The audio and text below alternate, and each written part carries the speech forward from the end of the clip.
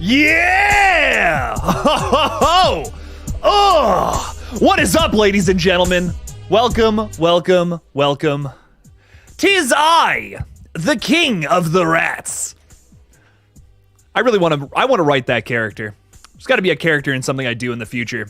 He just can summon rats. I'm totally ripping off Suicide Squad, but I mean, I don't think I can say that on YouTube. Ooh, I just realized that. I'm like only a minute 30 into this. You get like 30 minutes into a stream, and then you can start saying some crazy shit. That's not a good rule of thumb. Anyways, let's move into this. What's up, everybody? Welcome, welcome, welcome. We are talking horror movies tonight. Even though we started off with like an anti-hero movie, that's what we're talking about first. Okay, Jake, jeez. What is up? How we doing, ladies and gentlemen? We're talking a little Scream. We're talking a little Terrifier. We're talking a little bit about whatever the heck you want to talk about. Throw it out in the chat. We'll get to it, ladies and gentlemen. Throw it out there. Let's talk a little bit about movies. Eric Z has just become a YouTube member. Thank you so much, Eric. Once again, I know I said it on the last stream, but I love your profile picture, my dude. Meeting Felissa Rose. That's awesome. I've yet to meet Felissa. I hear she's awesome. I hear she's like just fantastic, lots of energy, very fun person. I've gotten to meet a lot of my heroes this past year, and 2024, I'm excited to meet some other crazy people too. So very great stuff, Eric. I love it, man. Great stuff. Thanks for being a member too, man. It really means a lot. Your support means a lot to me, dude. Thanks. Gunner is saying, "What's up? What's up?" Sorry, Jake. I'm in an always sunny mood tonight, but I think my girlfriend is scared because I have started to be a little too much like Dennis. Do not be like Dennis. There is no implication that is Dennis being creepy. Don't be doing none of that. Don't be buying boats. You are not a golden god. I love that. Oh my God, I love that show so much. Dennis is not a good role model though. I will tell you that much. None of those people are, in fact. Don't strive to be like anybody on Always Sunny. That is shooting yourself in the foot. Bad stuff there. Melissa is saying, yeah, like LA Knight. What's up, Melissa? Welcome in. RJ Skarenki. I love saying that last name. I'll never get sick of it. RJ, I hope you never stop coming to my streams, because I just love that last name. Can't wait for the Scream 2 watch-along party on Wednesday. It's gonna be fun. Oh, we're gonna watch Scream 2. We watched Scream last week. We're watching Scream 2 this week. And we're gonna go through the whole dang series. So moving into February, we're gonna watch 4, 5, and 6. Next Wednesday, we're watching Scream 3. And I will rip on it the entire time. I'm just kidding. RJ, thanks for being here with us, man. Appreciate you. Tom is saying, what's up, everyone? Hope everyone had a good weekend. Same to you, Tom. I hope you had a killer weekend, man. Hope you guys were having fun, did some fun things, stayed safe. I know some of y'all, I'm kidding. I don't know what you guys do on the weekend. I hope you watched horror movies in a safe environment. That's what I hope, Tom. What's up, dog? Welcome in, welcome in. Ooh. With the profile picture that says Invisible Man. Although I don't see any men there. I guess that's kind of the point, right? He's invisible. Hey, Jake, love your stuff. When's your next T3 update? I'm going to try to make something Terrifier themed for Friday. That's my goal. I was going to do a review video then, but I'm just like, I could review old classics and just say what 1,000 other people have probably said about these movies. But I think instead I'm going to start doing like theory videos on Fridays when there's not like a new big horror movie out. Cause like I was working on a review of Scream 1996 and I'm like, man, I don't know.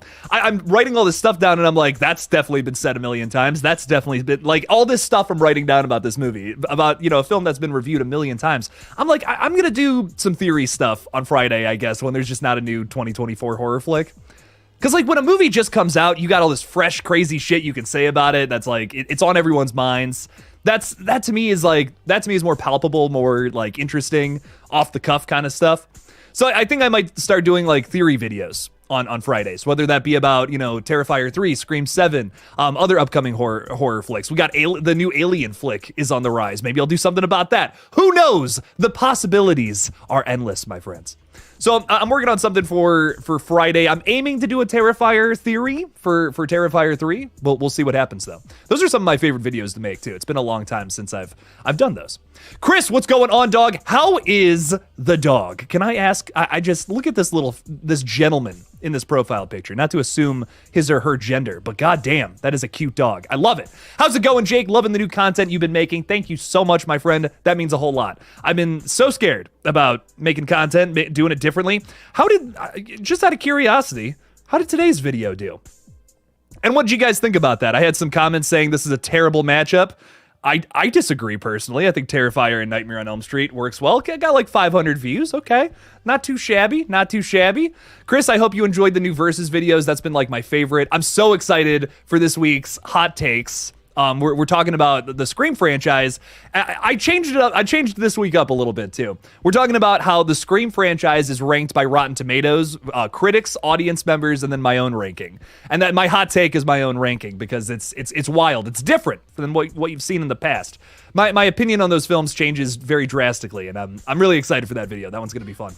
But Sarah's also with us saying, "Hey friends, what's up? What's up, Sarah? Welcome in. Thanks for being here. The Queen herself."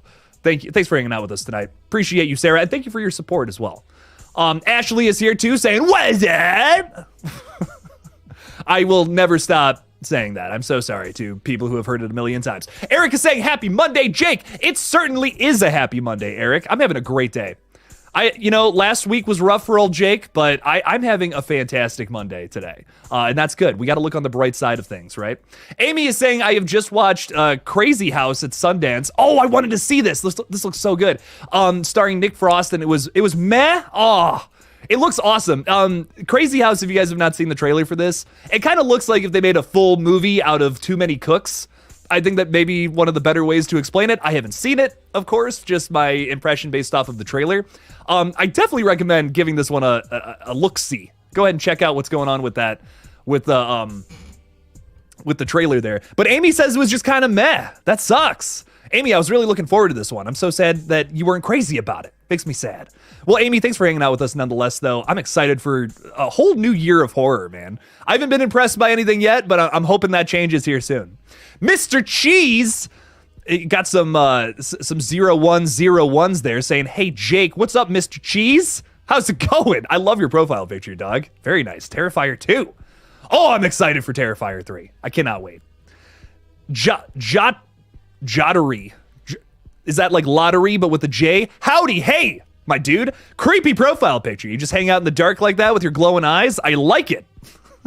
Creepy stuff. Mr. Cheese wants a shout out. Shout out to my boy, my dude, Mr. Cheese 0101, rocking a dope ass Terrifier 2 profile picture.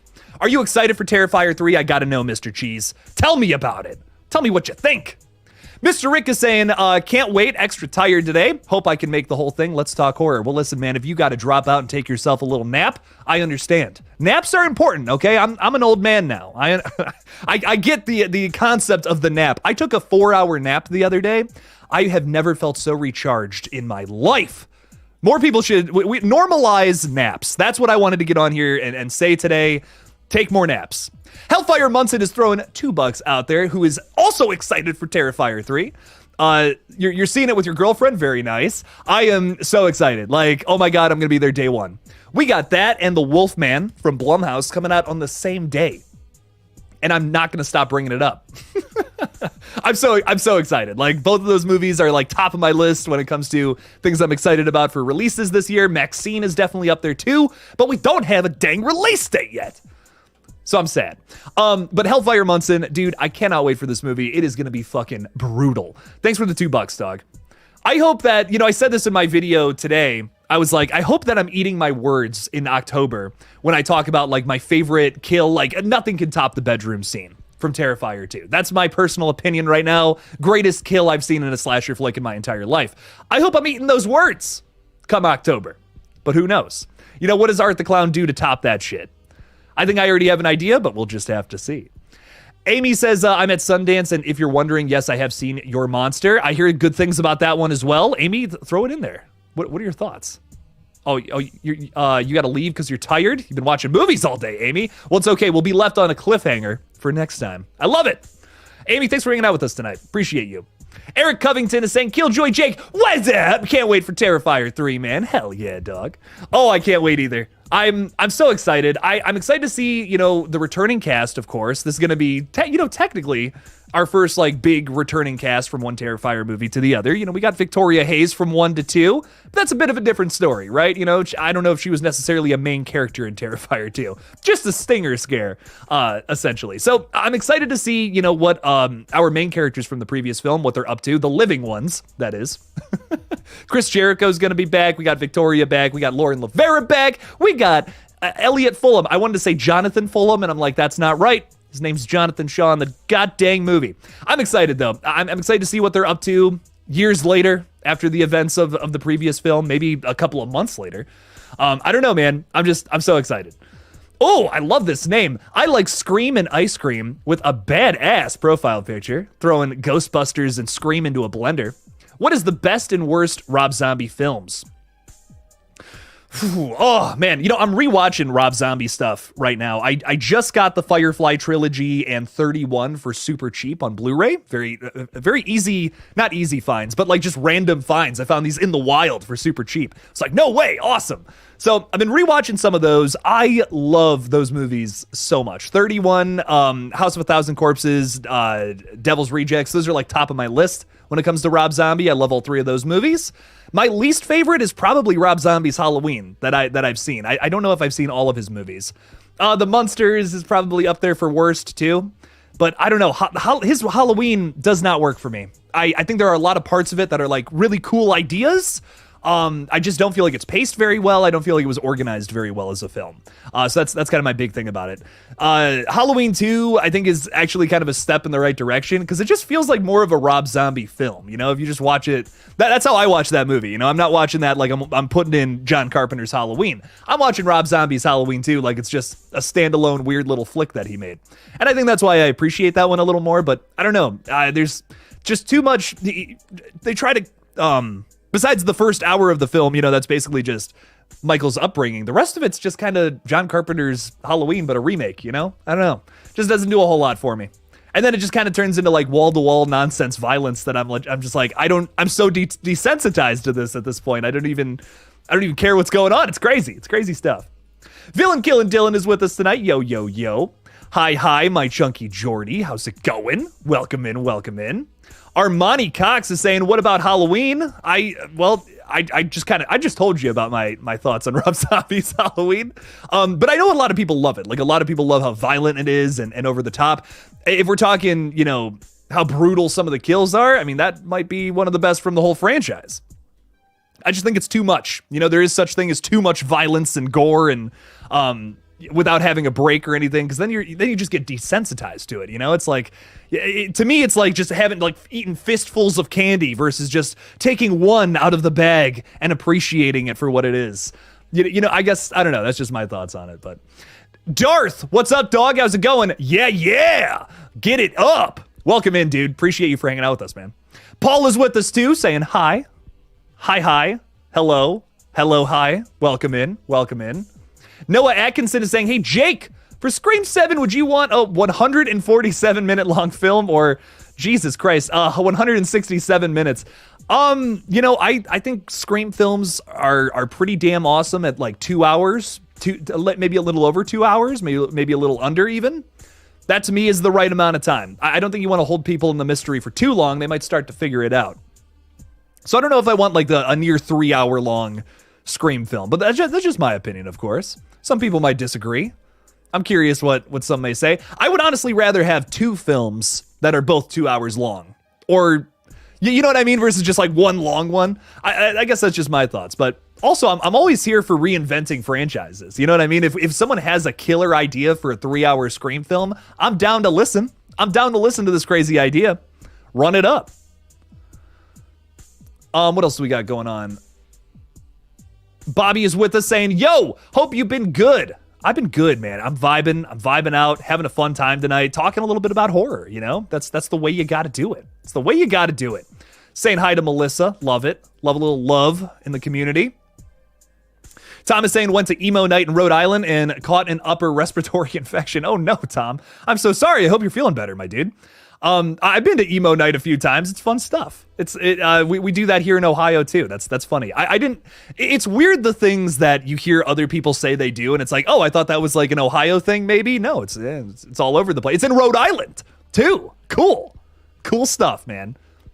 Rhode Island is one of the only states I've never been to, fun fact. So I got to change that.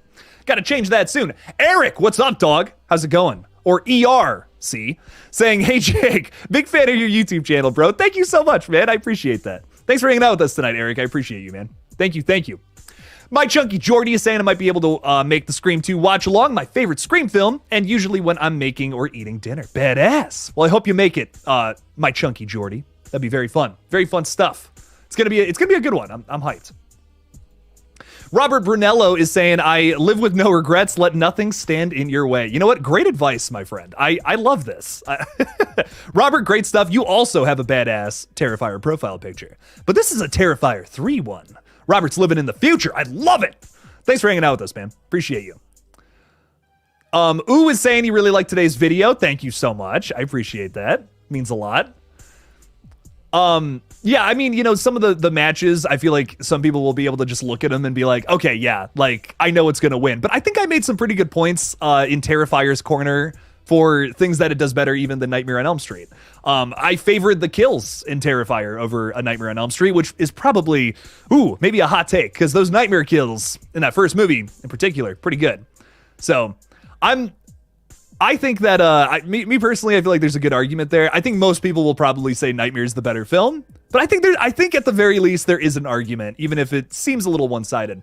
Bobby G. Y'all is even talking about it, saying, I'm predicting your followers will romp Terrifier in for the win with your battle, but for my 2 cents, Nightmare is a masterclass in horror. That opening, oh mama. I'm with you, dude. I think that Nightmare is the better film, personally. I do think it's closer than most people would say. Like I said, I said that in the video. I stand by that. But yeah, Nightmare is fantastic. I really only had 2 very minor issues about it that I brought up in the video today. Besides that, I was jerking this one off pretty much, to say it in a way that wasn't too gross. Trust me, I could have. Listen, I can make it grosser. Okay, if Jake's good at anything, it's making shit gross. But Bobby G, hell yeah, man. I'm excited to see the results for this one, because the Scream one was really close. Like, Halloween and Scream were neck and neck, dude. And I was kind of expecting, I'm like, oh, people are gonna vote for Scream because that's what they know. You know, I'm like, let's see it, let's run it up. No, it was way closer than I thought. I was like, ooh, interesting. So I'm excited to see the results for this one, Bobby. It's gonna be exciting stuff. So, yes, you guys can sign up on Patreon if you guys want to vote on that. Just the small $3 tier, nothing crazy. And Sarah's even gifting memberships left and right. So all of y'all who just got memberships, the 2 of you, go ahead and vote in the poll for today. For who wins the next one, Terrifier or A Nightmare on Elm Street? Sarah, thank you so much for gifting those memberships. I appreciate the heck out of you. Thank you, thank you. Mr. Rick was saying it's a good matchup, but I believe Nightmare has the win. I'm with you. I'm with you there. We're going to do, in the future, we're going to do Terrifier 2 versus, I don't know if I want to pit it against Nightmare 2 or Dream Warriors, because Dream Warriors is a direct influence for Terrifier 2. So I think that makes a little more sense. So that one's coming up, though, probably next month. You guys will see that one. But I'm really excited for next week. We're doing Scream 6 versus, what was it? Scream 6 versus Halloween Kills is what it was. I'm very hyped for that matchup. I think you guys will be shocked by the results. Who else is hanging out with us tonight, though? Eric Z is saying Nightmare on Elm Street wins the matchup, in my opinion, but Terrifier is the new great horror franchise. I touched on that a little bit too, Eric. I was saying, like, you know, look, Art the Clown's the new kid on the block. We need some time with him before we really get anything figured out, you know? We got, give it some time. Let's get a couple more movies under our belt, and then we'll talk about if Terrifier stacks up to Nightmare on Elm Street. But, you know, my man Freddy's the king of slashers. Hot take. Will we see anybody who outdoes him? We'll just have to see. Trayvon King is with us tonight saying, hey, Jake, tell me what you thought about the Robot Chicken intro, like the intro to it. I love it. My dude, Les Claypool, does the music. I'm a huge Primus fan. I stan them. I fucking love Les Claypool, Primus. They can do no wrong. I love their weird ass music. It's so good. These are the same guys that also do the intro for South Park too. If you're like, oh, wow, that makes sense. Those are both really weird intro songs, you know? Primus does the South Park stuff. It's just Les Claypool that does Robot Chicken. But still, it's pretty much the same thing. Pretty much. I love it. The Robot Chicken intro is fucking awesome, man. Great question. Honestly, great question, man. My Chunky Jordy, thank you so much for the support, my friend. Saying Sarah is the queen. You know it. And look at that. Sarah's even saying, Gina, you're too sweet. I love it. Thank you so much for the support, though. I really appreciate that. Does mean a whole lot. Thank you, thank you. Sarah's the queen. Do not disrespect her in this territory. Jay Dorn is saying, I love Terrifier 1 and 2. Bring on 3. Hi, Jake. How's it going? How's it going, Jay Dorn? Is that like, I don't even, Jay Dorn is like Dorn, your start of your last name, Jay. Maybe you're a James, maybe even a Jake. Oh, that's a pretty cool name, my friend. Thanks for hanging out with us tonight. Appreciate you. Amy was saying your monster was pretty great, along with in a violent nature. Oh, I don't think I know that last one. Okay, interesting. Very interesting, my friend. Rye Shy Guy. I love that. Thanks for being a channel member, my friend. Thank you, thank you. Saying happy Monday. Jake saw a trailer for a movie with Kyle Gallner called The Passenger. Ooh, I've heard Kyle talk a little bit about this. It looks like it's a Blumhouse and Paramount movie. Looks pretty dang good. I'm gonna have to check this one out, man. Kyle is hyping this one up over on his Twitter page. And you know I love me some Kyle Gallner. Gallner horror? I think it's Gallner. I've heard a lot of people say it that way, so I think that's correct. But yeah, I love Kyle. I think he's so good. He adds a lot to like pretty much every horror movie he's in. Got it. You can't miss one of those. He's a Justin Long, you know, to the point where it's like if he's in it, you gotta watch it. You know it's gonna be good. So I'm very excited for this one. The Passenger does look very good. Very exciting stuff there. Eric is saying, I don't know, it would be cool. My theory Dreamcast for Scream 7. Kirby, Courtney Cox, Jamie Lee Curtis, Nev Campbell, Sydney Sweeney, Drew Starkey, Jacob Elordi, Danielle Harris, and Kaylee Spaney. That's a pretty good cast right there, man. I'm watching White Lotus with Sydney Sweeney in it right now. That is such an underrated show. So good. But I'm all about that. Who was fuck? There was an actress that was rumored to be in Scream 7. Obviously, that was probably all bullshit. But I'm trying to remember who it was because this was someone that I really wanted to. I wanted to say Sophia Thatcher. I couldn't remember. Sophia Thatcher was rumored to be in Scream 7. I think she would be an excellent side character in one of these movies. So just a thought there, throwing that out. I'm excited for it. What else do we got? What else is hanging out in these comments? Johnny Hideout UK throwing £5 out there. Thank you so much, my friend. Saying, hey, Jake, hey, guys, isn't life cool? It sure is, Johnny. Life is pretty cool. I'm high on life right now. Saying, KillJoy Jake is live again. Say it like a DJ. I said a lot of that like a DJ. I didn't even read that last part, and I was already there, Johnny. One step ahead. One step ahead of the game. I love it. Johnny, thank you so much for hanging out with us tonight, man. I really appreciate your support. You're always coming in here. You're always dropping something crazy like that. It means a whole lot to me. So thank you. Thanks for hanging out. Thanks for talking horror with us. Us weirdos talking horror. I love it. Great stuff. Aqua Death is saying, are you going to do a Terrifier or Terrifier 2 watch party? Absolutely, my friend. We're going to go through franchises, I think. We're just going to keep going through them until we have no more to watch. I'm excited. I think it's going to be fun. I don't know what I'm going to do next. I was thinking about doing Texas Chainsaw next because, like, I want to start spicing it up. You know, I want to start talking about more slashers than just, like, Scream, Halloween, Terrifier. So I was kind of thinking about doing, like, a Texas Chainsaw Massacre watch party, go through that whole franchise. Some of those are stinkers, though. But I think it would be fun to do a rewatch of it. And this is a good excuse to do it. I need to rewatch some of these. So I want to do the Friday the 13th movies, too. But that just feels like a summer franchise to me, you know? So I'm waiting until, like, maybe June. I think like June, July, August, we'll probably go through all three of those. But leading into that, we got a lot of franchises to cover. So it's going to be a fun year of watch parties for sure. But it's absolutely on the list. We're going to do more than just Scream, I promise. But as of right now, yeah, I just kind of want to go through the first, like, just get through 6 Scream movies, see how that's, feel it out, see if people are vibing with it. People are like, yeah, I like watch parties. This is cool. So that would be cool. Where's your Scream versus Halloween, as I can't find it and wasn't notified? Oh, that's no good. Yeah, no, I posted that last Monday, I believe. Let's go to my little page here. Yeah, I posted that last Monday, Scream 2022 versus Halloween 2018. This was a very fun video to make. I felt like it was really close, personally. I was very on the fence about which one to give it to. I watched the video, but the community ultimately decided that Scream 2022 was the better flick. But check it out. It's a really interesting video. I think I did a good job covering both movies. I don't know. Give it a watch. Obviously, not everyone's going to agree with my opinions on said movies, and that's the best part of this channel. But I'm curious what everyone has to say about some of the stuff I bring up, so check it out. It's a good video. put a lot of blood, sweat, and tears and other fluids from my body into it, so. Mellow Mutant Plays. What's up, dog? How's it going? Nice PFP there. Hi, everyone. Hello. Welcome in. Talking a little horror, talking about a little YouTube content. Why the hell not? I love it. There's so many lives tonight. I watch horror channels, a true crime. True crime channels and horror channels. Or maybe it's a crime that you're watching so many channels. I don't think it is. I think it's fun. Welcome in, Melissa. Thanks for hanging out with us tonight. I'm excited for Terrifier 3 to start filming. Me too, Christopher. Should be starting up real soon here, which is probably why if you go to, a lot of our friends' pages who are making the current movie, they're not posting a whole lot lately. I don't know if you guys have been noticing that or not, but they're slowing down on how much they post on their social medias. I think they're getting real busy, starting to work on all this. Been seeing some like behind the scenes photos, nothing like, crazy of anybody in costume yet or anything like that. But I've been seeing some like photos of like them on video calls talking about the movie, pre-production shit, that kind of thing, which is exciting.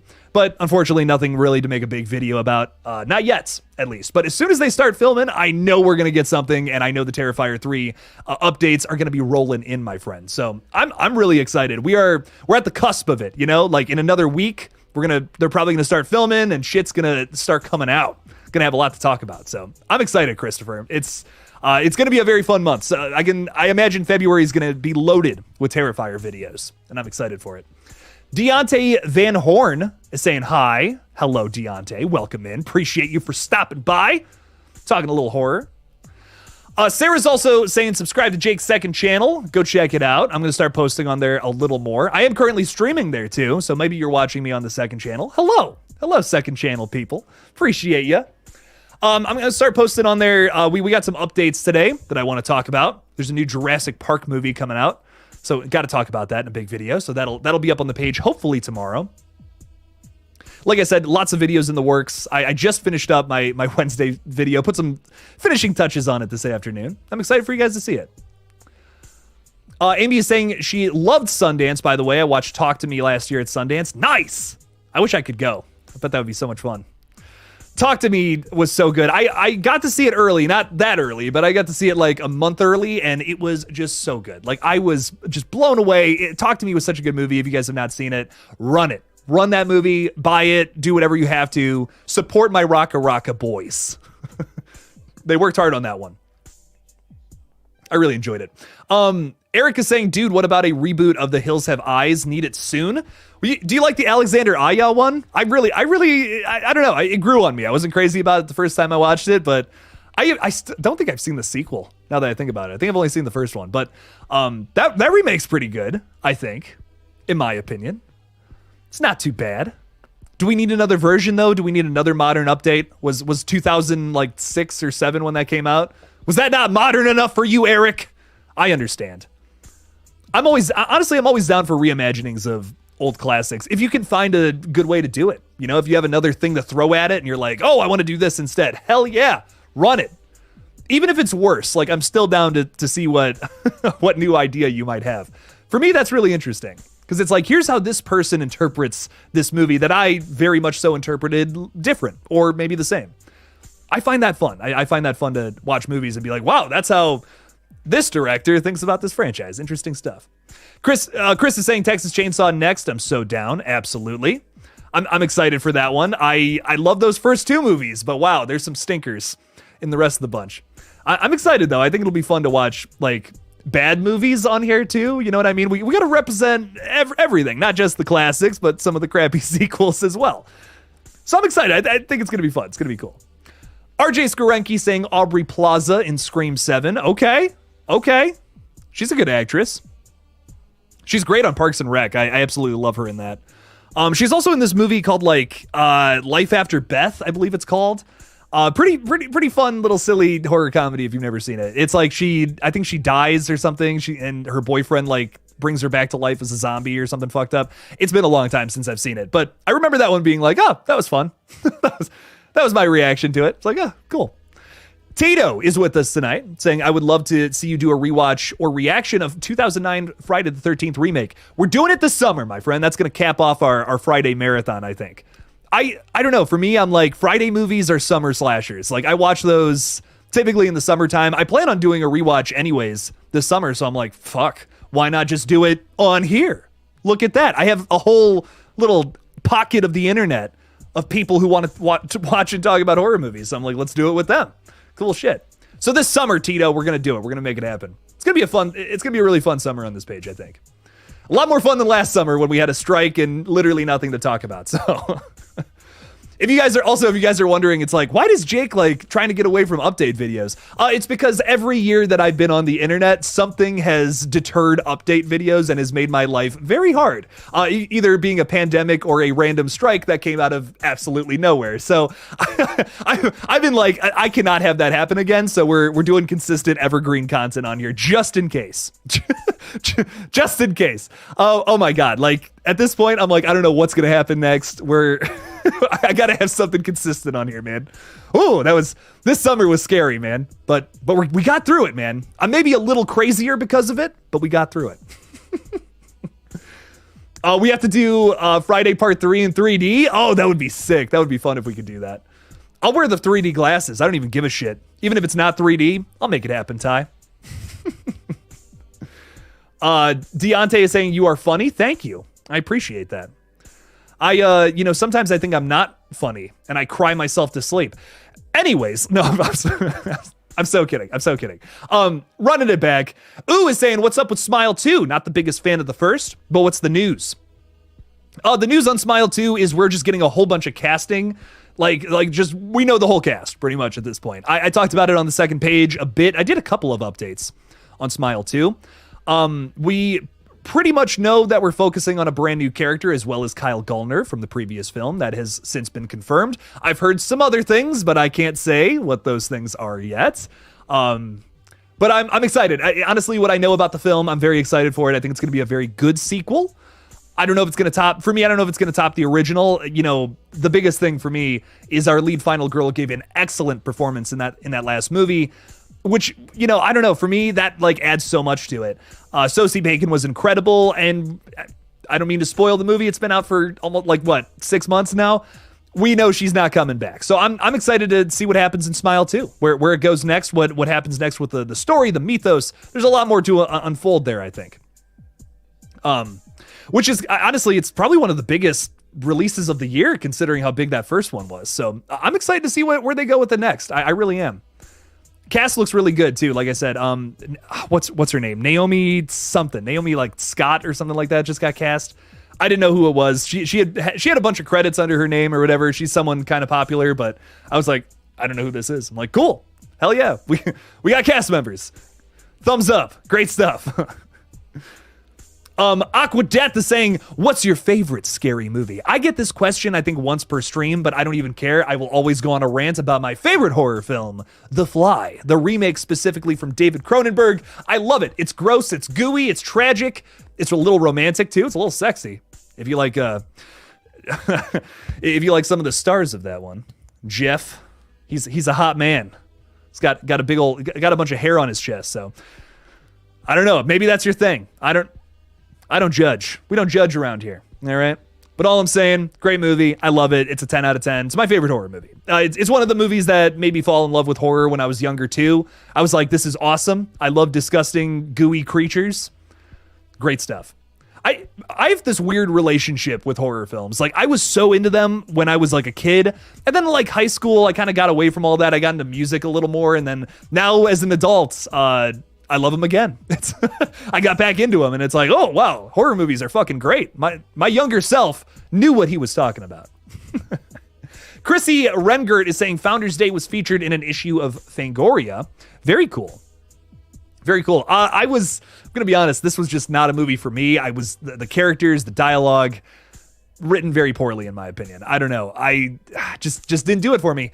I wasn't even really impressed with the kills or nothing. Not a whole lot of saving grace with that movie. Not for me personally. I don't know. The dialogue and character development, I think, is so important when it comes to slasher movies, which, some people will say, we just want to see kills. I disagree.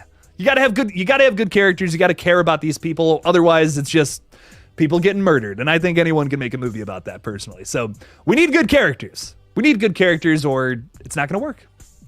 Would you ever want to see Terrifier be rebooted someday? No. Oh God, no. Doesn't everybody say that though about franchises they love?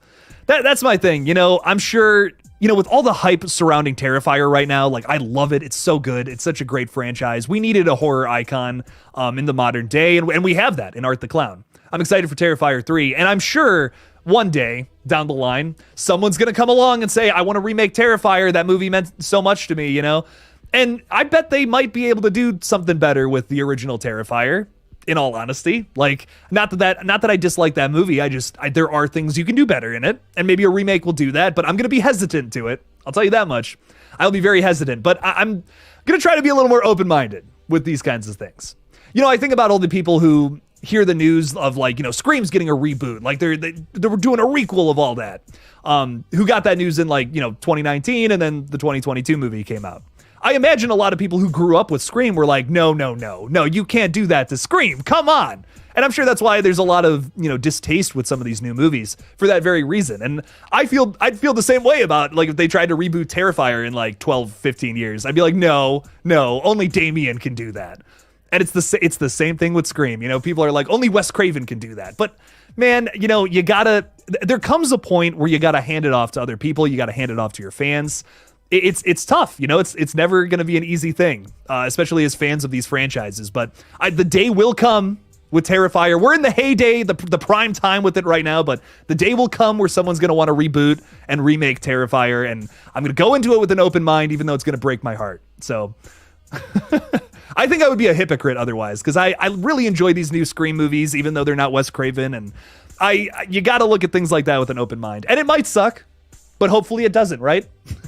We can only hope. VKD is saying which TCM is the one where Leatherface breaks into the radio station and literally, that is Texas Chainsaw Massacre 2. He doesn't do that, but there's an allusion to it later, which is gross. But that's a whole other conversation that I don't think YouTube would be very happy with Jake if I kept talking about that, so. Chrissy is saying no one likes any of the Jurassic World movies. Why? I definitely have my issues with them. But I was actually talking with somebody today on Twitter who was saying the first Jurassic World is one of their favorite movies, like just ever. And I think that's great. That's wonderful. I personally am not crazy about all three of them. I think the first one is like fine. It's like, okay, not bad. It's number 4 on my ranking. I'll give it that to the first Jurassic World, but those other two, not crazy about them. Not for me. But I don't know. The original Jurassic Park, those first 3, those are so good. I love all 3 of them. Even 3, even the Velociraptor saying, Alan, I love it. It's cinema. Oh my God. No, I really love those movies so much. And you know what? I'm going to stay open-minded for a new Jurassic World. Whatever, you know, cool. Maybe it's better than Dominion. That to me is it's only up from here. You know what I mean? You can't possibly go lower than Dominion. Oh, fuck, man. Mellow Mutant Plays is saying, I was watching the Ted series earlier. Ted brought up the only real critique for Jurassic Park. Who has open water cups in their car? That is really funny. I don't know. I mean, that's a good point, you know? But it makes for a great shot, you know? What if that was just a water bottle? That would not have been as fun. I'll tell you that much. Oh, that is really funny. I love that shit. That Ted series is fantastic, by the way. There's a chaotic side of me that wants to just make a review for that on this page. No one would watch it because it's like, Ted's not a slasher. I'm like, listen, I don't care. I want to make content about that, though. I like Scream and Ice Cream is saying Jurassic World Dominion sucked balls. I didn't want a Jurassic World movie about some big locusts. Yeah. No, dude, I'm with you, man. I don't know what the hell they were thinking there. You want to talk about another movie with bad dialogue? The one thing I will give the Jurassic World Dominion, one singular thing that movie got right. They got Ellie and Alan back together. They undid the sins that Jurassic Park 3 committed, and I appreciate that. So you know what? For that one minuscule thing that happened in that movie, I'll allow it. That's not a good enough reason to justify that movie. It's really not. But that part, I was like, okay. I liked that. I don't know if I really liked anything else that was going on, but I enjoyed that. Chrissy is saying enough reboots. We need the third Saturday in October part 3 or 6. Anyone? Anyone biting on that? I say fuck it. I say give us more original horror movies. Let's start some more franchises, baby. I love that we got like, Smile, Megan, Barbarian, which is not really a franchise. It's a one-off, but it's great stuff. There's a lot of good stuff out there. A lot of good new stuff out there, especially, so. HMG Loves God is saying, how you doing? Just got back from the gym. Very nice. I gotta get back in there myself, man. Thanks for hanging out with us, man. Appreciate you. Coming back from a big lift. Oh, yeah. Olaf the Snowman saying, Jake, Olaf. What's up, dog? Welcome in, welcome in. Appreciate you. Thanks for hanging out with us tonight. Eric is saying, Jake, speaking of Felissa, a sleepaway camp watch party would be a blast. Ooh. That's a very good point. I don't know if I can go through all of those movies again. I'm going to be so real. I love the first 3, but that last one, whoa. Oh man, that's a chore to get through that last one. But I'll go through the first 3. I'll do the trilogy. Let's do a little gauntlet of those in a month. I would be very down for that. Sleepaway Camp, they're very underappreciated slasher movies, in my opinion. They are so much fun, very silly movies, but also just so entertaining. Like, I don't know. You want to talk about like when characters are so campy to the point that they're like, they're so entertaining you can't look away. Like that is the definition of that franchise. Like all three of those first couple of movies they're so campy and over the top. It's like, I can't stop watching this. This is so much fun. Some of the kills are, not bad. It's not like the craziest kills I've ever seen in a slasher movie, but it's good stuff. Hang on, everybody.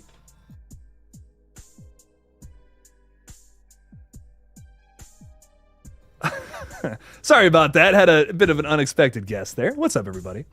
Welcome back. Sorry, 30 seconds had to take off there, but we're back. Fort Misery Gaming saying, Jake, did you see Beyond the Mask's new video saying there's a rumor in Scream 7? It'll be the final Scream, considering it probably is going to be a reboot. I don't know, man. I'm just not really one to follow the rumors anymore personally. I've been reporting on rumors for like 2 years, and not even half of them have even remotely come true. So I don't know. I'm kind of just done watching stuff like that for me personally, but good for Beyond the Mask. Good. I'm glad that someone's talking about it. Tito is saying, have you ever seen the Lazarus Project? I've seen the Lazarus Effect or Running Scared starring Paul. No, I don't think I've seen that.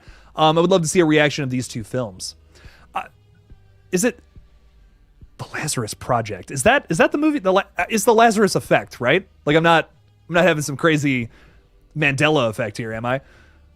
Because that's a good movie. Mandela Effect's pretty fun. It's kind of just flatliners, but I don't know. I think it's got some more interesting stuff to it than just that. Very fun stuff. Mellow Mutant Plays is saying, I like Scream and Ice Cream. I don't even remember that much, LMAO. I clicked on the wrong thing, I think. The Fly, oh, there we go. The Fly is one of the remakes in the trifecta. Oh, dude, I so agree. I think that's one of the best remakes ever made. David Cronenberg can do no wrong. You had a huge crush on Gina Davis in The Fly. Totally fair. Entirely fair. Chrissy is saying, I thought Founders Day sucked. I wanted to walk out of the theater if I wasn't reviewing it. Man, I don't know. Not for me.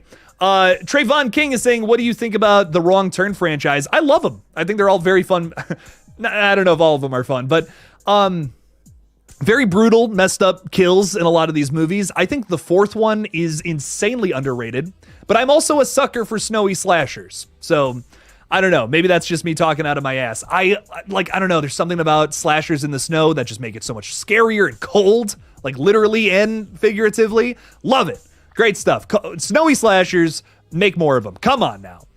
I also think that the Wrong Turn 4 is like a crazy ending too. That's once again underrated. I feel like that movie is very good. Doesn't get talked about enough. But the Wrong Turn remake from 2021 was that 2021. So good. Like my favorite movie of the whole franchise. Hot take. I think that movie was so brutal and higher concepts than the previous like 6 movies or so. That's why I love it so much. I don't know. Excellent movie. Very good stuff. It's a shame that one just totally flew under the radar.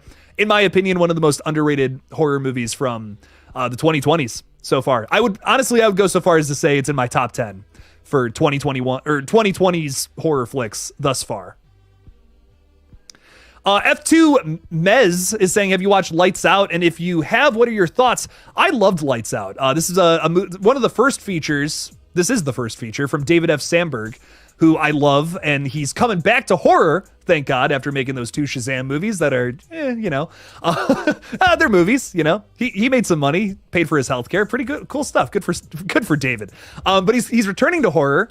He's making the Dead by Daylight movie, which I think he's an excellent choice for, personally. I loved Lights Out. I loved, what the fuck else did he do? Annabelle Creation, which is super underrated in my opinion. Love that. That's maybe my favorite Conjuring flick out of all 9 of them. So I don't know. For me personally, I really like this one. And a big thing about it, going back to characters, the characters in this one don't suck. A lot of the jump scares and stuff are what you've already seen in The Conjuring, but the characters are so fun to watch and they have interesting relationships with each other. I think it's great. I don't know. So me personally, I really enjoyed Lights Out. Another hidden gem, in my opinion, that doesn't get talked about nearly as much as it should. All right, I got to scroll ahead because we got some super chats I want to get to. Thank you so much for the support, Alex19881. Thank you so much for the $10, dude. Really appreciate that. Scream 7 would have had a winter setting if it was being filmed now in Montreal, as there was recently a snowstorm there. It is disheartening that we will not be seeing Ghostface in the snow. Listen, all rumors, first of all, so keep the hope alive. We don't know what's going to happen for this new version of Scream 7, whatever it's going to be. And whatever the old thing was, I don't know. Who knows what it really was? Point being, though, hope is not lost. You know what I mean? Like, honestly, if they still decide to make this movie, I'm sure they'll carry over some ideas from the past movies, I guess is my point. And one of those things will probably be Ghostface in the snow. People want to see this. Think about this, too. Terrifier 3 is going to be a Christmas horror slasher. Now, while it might not make as many waves as a new Scream film will, in the horror community, everyone knows what Terrifier is. You know what I mean? Like, people who live and breathe horror, they're watching this movie whether they like it or not. So I think that because of that, well, we might even see Scream kind of talk a little bit about Terrifier 3, which would be fun. I want to see, that's something else from Scream 7. I want to see some horror commentary again, man. I missed that in 6. Like, yeah, we got a little commentary on, like, the past movies, and they kind of, like, ribbed the old ghost faces and made jokes about fan theories. That was fun. I enjoyed it. But I kind of miss what Scream 5 did, where it was like, here's commentary on requels and elevated horror and all that. I'm like, okay, interesting stuff. I'm hoping to see that here in Scream 7, with Terrifier being like the biggest fucking thing in slasher movies in the longest time. Terrifier 2 was very groundbreaking. I could see Scream 7 kind of fucking around with some of those ideas, kicking that snowball around. See what I did there? Come on. I think that would be fun. And you could do things that are like egregiously just, criticisms of the Terrifier flicks. It's like, you can't just have a clown running around the whole movie killing people. Okay, that's not a movie. You could have Tara talking about that or something. If she comes back, probably not. But goddamn, you got to keep the hope alive, Alex. You got to keep the hope alive that these people might come back. I hope so. I want one more Core 4 movie, man. These characters were just getting good in Scream 6, and now they're all fired. Now they're all gone in the abyss. It's sad. It's crazy how a franchise can fall apart in like just a couple of months. Like, 4 months ago, we were making theory videos on this page. We were vibing, we were chilling out. And now look at us, all scared and freaked out and pissed off. It's crazy shit. I can't believe how all that happened. I remember getting that notification about Melissa Barrera and just being like, what the fuck? Like, oh my God. This is insane. I was like literally in the middle of like going to a party and stuff, and I had to like stop what I was doing, go make a video. I'm like, I have to talk about this. This is ridiculous. But I would love to see Winter set Scream 7 though, Alex, without a doubt. I think that would be so much fun. Whoever is the focal character, if it's Sydney, if it's Melissa, if it's somebody new, I'm just down to check it out. I'm down to see what they do with it. Will it be Christmas themed? That's another thing I've thought about a lot. Once again, another rumor, so take this with a grain of salt, was that they were planning to release Scream 7 at the end of the year. So kind of makes you think, okay, maybe it was a Christmas set horror, slasher or something. That could be fun.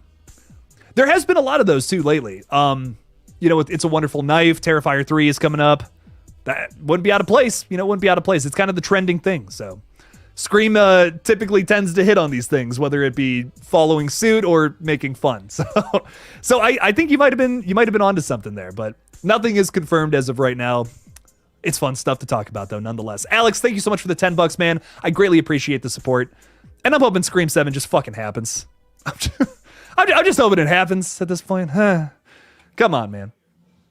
Oh, no. Eric from Smells Like Teen Horror, man. Watching this from a hospital bed. Dude, are you okay? Holy crap, man. Send me an update. When you're feeling better, of course. I mean, oh, my God. Take care of what's ever going on. But, dude, hope you're okay, man. I'm so sorry to hear that. Give me an update about that quick. I'm scared. I'm scared over here. Eric is saying Sydney and her family are terrorized at a ski lodge by Ghostface. I mean, hey, like I'm here for these pocket stories, man. You know, I've said it before. I'll say it again. I think one of the best ways to approach a sequel to a long-running franchise like this is do pocket stories. Like Saw X is a great example. Just here's this side story that happened in the middle between like Saw and Saw 2, and it was about Ghostface. It wasn't about Ghostface. It was about John Kramer taking down some other people in this world that are pretty nasty. And I think that's great. That was fun. We don't need this big setup to a grand story that influences what we've already seen. Maybe just give us these little pocket stories where it's just Sidney Prescott getting attacked by Ghostface. That happens over the course of just a couple of days or something like that. That's all we need. Just a well-executed, simple story. So I'm hoping to see something like that. That would be fun. I had a comment from somebody and I lost it. Axel, what's up, Axel? How's it going? Jake, we're getting robot horror movies. We're getting The Lizard Over. Oh, I love me some lizards. I love me some robot horror movies, and I love me some lizards, Axel. I love it. Thanks for hanging out with us tonight, man. Appreciate you. Thanks for being in the chat. Queric is with us, too, saying, good people, what's cracking? What's crack-a-lackin'? What's up, man? Thanks for hanging out. Thanks for hanging out with us tonight, dude. Appreciate you. Sydney likes to exercise, so a ski lodge is fitting. We know she likes to walk around with her kids, you know, in a thing, and yeah. We don't know a whole lot about her family life. We haven't seen a whole bunch of that, but we've seen a little bit. We've seen a little bit of that. I'm excited to find out more. Damn, trying to find a good comment here. Noah is saying a tropical setting in Miami, Florida for Scream 7 where the Court 4 Danny and 2 new legacy characters are on vacation. So that's total opposite of in the snow. You know, we're going tropical setting. I'm not against this either. And honestly, you know what would be a really fun duology is like have one in the snow, then one in a tropical setting, like just completely back to back, completely different settings, different parts of the planet. That could be a lot of fun. I would not be against that at all if they did that for like 7 and 8. I want to get back to talking about Scream theories too. I miss it. I miss talking about theories. I don't know. There hasn't been a whole lot to talk about in the last 4 months, you know, with all the casts not even being attached to it. But you just gotta get weirder and more creative with the theories, I guess, because I'm like, you know, I don't want to not talk about that. Eric has given us a bit of an update. I don't know if he wants me to read this or not, but I am worried about my friend. So, ladies and gentlemen, give me just a moment here.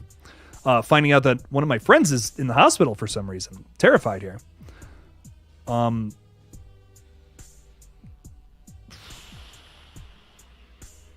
my God. Yikes. Oh, well, ladies and gentlemen, Eric is okay. For those who are concerned, he just messaged me. I imagine he messaged me, to keep this private. But he is doing okay. He's all right. Eric, if you're watching, man, nothing but love to you. I hope you're doing okay. That sounds absolutely awful. I'm so sorry, my friend. So all the love to you, my friend. Hope you're doing okay.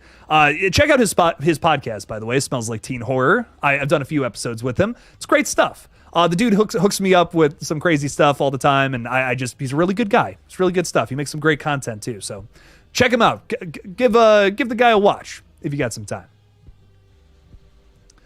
What else is going on in these comments? You think that Mickey could be alive? Bulletproof vest like Roman and fake blood like Billy?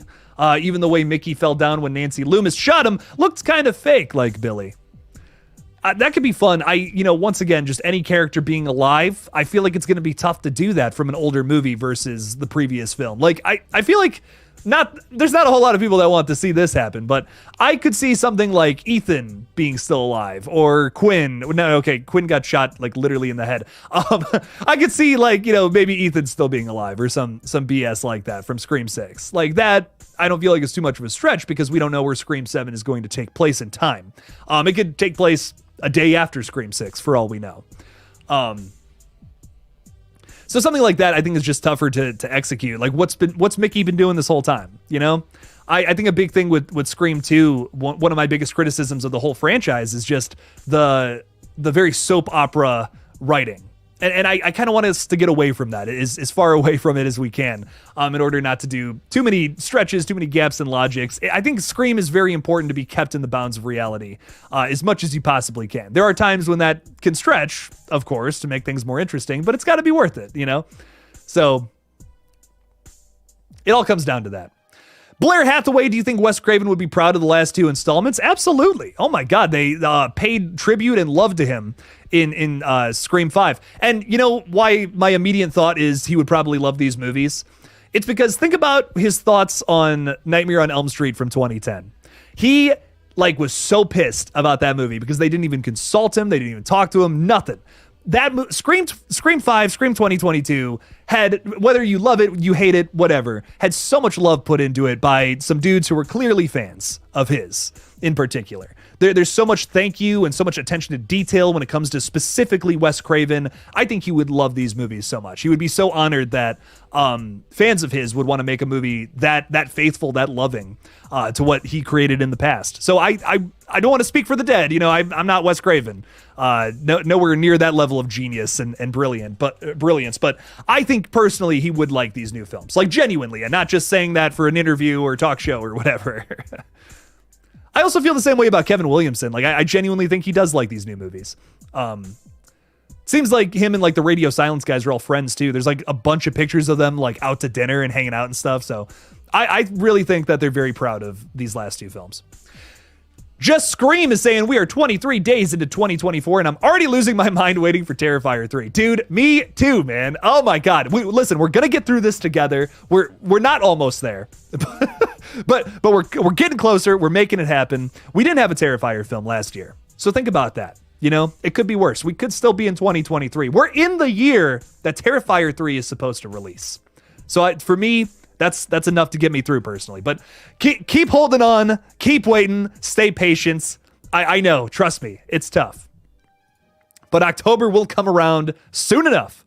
And I can't wait. Oh my God, I'm so excited. Oh, it's going to be good. It's going to be a very good year for horror, I hope. I Love Movies is with us saying Terrifier 3, I can't.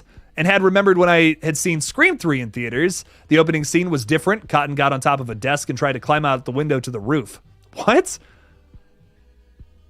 See, now this is one of those things where I'm like, did you transport to another dimension? Do you have some Mandela effect, or is this something that really happened? Because that's interesting. That would be I would make a whole video on some crazy shit like this. So I'm here for it. I really dig that. I'm curious about this whole story. I Love Movies. The opening scene was different. That's awesome. I feel like I've done that a couple of times at movies. I've gone to see them and then I watch them back and I'm like, why was that not the same? There was something about that I feel like was different. Spider-Man No Way Home was one where I was like, something was different about that on rewatch. I don't know what it was, but something wasn't right there. I like Scream, and Ice Cream is saying best horror threequel of all time. Hopefully will become Terrifier 3. I hope so too. What's the best third movie in a franchise? Ooh, that's a good question. Okay, so immediately, ones that come to mind, Saw 3 is up there. Saw 3 is really good, very underrated film. Has some ballsy moves in it too, which a lot of the creatives, a lot of the people behind that one said they regret, but I personally love it. God, I'm trying to think what else really comes to mind. I mean, Halloween 3, but I like Halloween 3 not because it's a Halloween movie. I like Halloween 3 because it's a great standalone. So I don't really know if that one counts. Texas Chainsaw Massacre 3, no. I'm sorry to my Scream fans, but Scream 3, I'm sorry, no. It's not the best of all time. Scream 3 is fun, but it's best of all time. I don't know. Damn. I really can't think of anything that tops Saw 3 at the moment. I'm going to be completely real. Like just running through as many 3s as I can. Friday Part 3 is fine. Nightmare Part 3 is one of the best sequels, but I don't know, best third film in a horror franchise of all time? I don't know about that. Ah, man. Would Conjuring 2 technically count? Because of Annabelle? I don't think so, but maybe. It literally has 2 in the name, so I'm going to say no. As of right now, I'm going to go with Saw 3. I think Saw 3 is probably the strongest one I can think of off the top of my head. So we're going with that. I really like Child's Play 3. I know I'm in the minority about that, but I think Child's Play 3 is a lot of fun. It's also brutal. It's got some like the most dark shit in that whole franchise, in my opinion. I really like that one. I don't know. Child's Play 3 gets too much hate, I think. Eric is saying, who else was amazed at how easy it was for Quinn to take out Gail's jacked up boyfriend? I mean, we didn't even meet the guy. That's what I'm thinking about. Her and Amber must have been had the same workout regimen. We didn't even meet the guy. I don't care. I don't care about the guy. I was like, I think if we would have met the character and then, maybe a little more of that, like we knew more about the guy, we cared about him, and then he got a kill like that, I'd be a little more upset. But like, I didn't care. It was like, we just needed to get that guy out of there so that Quinn and Gale Ghostface and Gale could have a whole chase and fight, I just didn't know that. We never met him, we never met this dude, this random stranger that was in Gale Weathers' house. I'm kidding. He wasn't a stranger. You know what I mean? I'm joking. But I don't know. It was kind of weird that we never got like a scene introducing him to us or nothing. I almost kind of wish that like after the opening scene, we had gotten a scene with Gale where it was like her on her talk show or whatever. And then maybe she meets up with this boyfriend, potentially new fiance character. I don't know. Something, you know what I mean? Like, just to set that up a little more. And then you could have made that death a little more emotional. Like, no, Gale finally moved on. And then now nothing. But no, we did not get that. Would have liked something there. What else is going on? I Love Movies is saying, getting an update on that Scream 3 thing. I'm serious, and look it up on here. Scream 3 deleted scenes. It's a lot of them. Felt like they should have kept a few. Oh my God, have I watched the Scream 3 deleted scenes? I don't know if I feel like I've watched those before. I know I've seen this, the Scream 4 deleted scenes. Those are burned in my brain because some of those are like, why didn't they use those? Man, I don't know why. Just off the top of my head, I can't think of any of the Scream 3 deleted scenes. I'm gonna look into that. I'm gonna check that out. Oh, Chrissy is saying X or Terrifier. This will have to be some of the slasher movies that pop up on the Versus video, Versus series. I didn't even think about X or Pearl. I'll have to throw those up on there. That'll be a fun video. X or Terrifier. Like if we're talking the first Terrifier, I think I would probably put X over that one. The character work in X is like second to almost nothing. I don't know. I love it. I think the characters in X are one of its strongest features, on top of some brutal kills and some great moments. It's very well written, in my opinion, too. I don't know. X like just does it for me, man. That was such a great, big standout horror flick in 2022 that I had such a good time with. I remember all the A24 fanatics were like, it's just a slasher movie. And I'm like, yeah, like what were you expecting? That's so funny. It was a really funny criticism, I thought. It's just the slasher movie with old people. What? Scream is saying, have you had a nightmare where Art chased you? Because I did. Oh shit, here we go. He chased me in a school and I was locked in a classroom while we tried to get in worst nightmare I've ever had. Luckily, when he started, I woke up. I need to take a sip of water, but that's horrifying. I've never had an Art the Clown nightmare. I have so many nightmares about zombies, though, and I don't know. Something about zombies scares the fuck out of me. Like if I watch a zombie movie before bed, I can't sleep. I don't know. There's something about them. They're the scariest fucking things to me. Like just like 100 undead beings that you can't reason with, just running at you and cornering you and possibly eating you alive. That terrifies me. Rightly so, but like it really terrifies me. I don't know. Like that to me is the scariest thing that could possibly happen. Fuck that. No way. Like I don't want Art the Clown anywhere near me.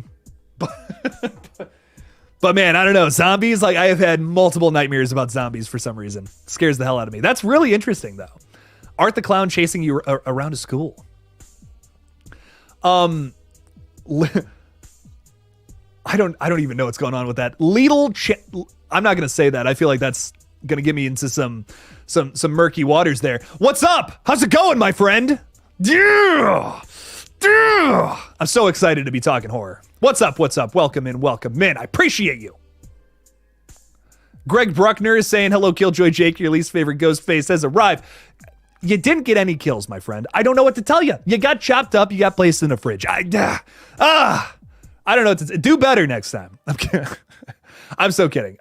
Welcome in, my friend. Thanks for hanging out with us. You're not my least favorite. I promise. Not in my heart, at the very least. Eric Cartman is saying, do you like the It novel? I saw an interesting theory on Reddit that Welcome to Derry could secretly be a re-adaptation of the book. Could explain why they are keeping the plot under wraps. I did. I was very confused by a lot of it, I think. I think. Yeah, that's how confused I was. I don't know. Some of it was like, I don't know what is happening right now, like especially towards the ending. And I can imagine that's why It Chapter 2 turned out the way that it did, because it's just like, what the fuck was going on, Steven? It's a weird novel. It's got a lot of greatness to it, but it's got a lot of like, okay, I don't know. I've never seen this before in something. It's very original. I'll give them that, but there's a lot of it where I'm just like, I don't know what the fuck. I don't know what kind of drugs Stephen King was on during this time period, but they must have been good. That's all I'm saying. I got to read it again. It's been a long time. Madison knows that I have so many books on my shelf that I just have not had time to read. What's up? How's it going, Madison? How's it going? How's it going? I hope you guys are having fun playing games and shit. You got to kick my ass into reading some books, okay? Because, god damn it, I have like 6 books over there that I just have not had the time to read. Oh, Gotta get back into reading, man. I wish I could just spend like 6 hours reading a book. I don't have the time. I've been editing since like 10 a.m. this morning, and then I've been on live streams since then. So it's just, that's my day. I don't have time to read anymore. It's crazy stuff. Jason Dyer, thank you for the $5, man. I really appreciate the support. Saying, do you think the saxophone player on The Lost Boys was a vampire who loved his music more than being a vampire? Alligator rules. That is really funny, dude. The saxophone player on The Lost Boys. Dude, I love that movie. We just watched it recently with Madison and some of our other buddies.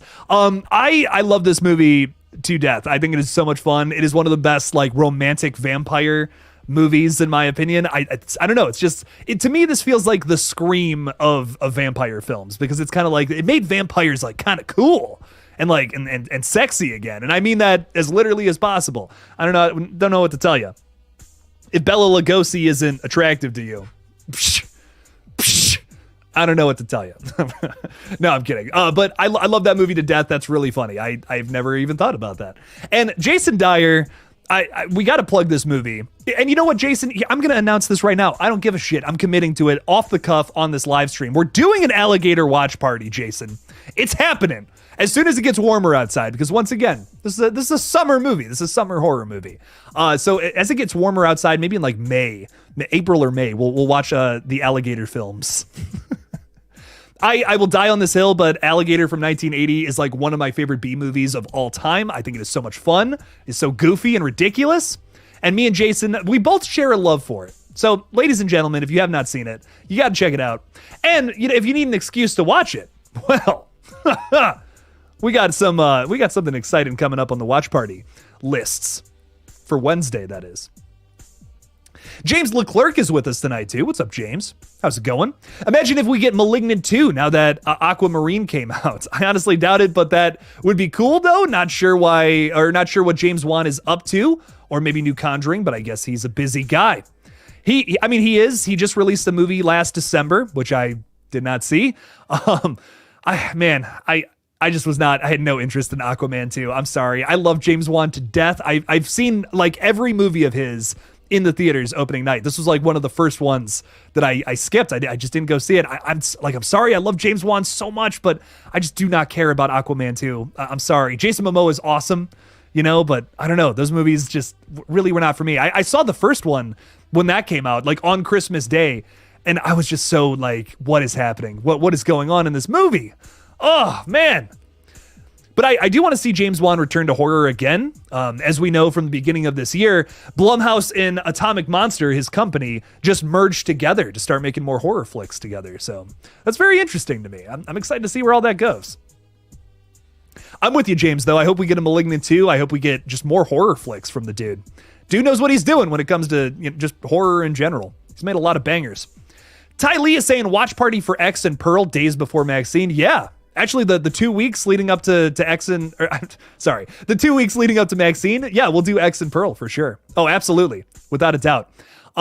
You guys are just pitching so many good ideas. I get so like down in the dumps about video ideas because I'm like, I don't think this is going to work. No one's going to watch this. And then you guys, I just come on here, I pitch some crazy shit to you guys, and you throw even better ideas at me. I love it.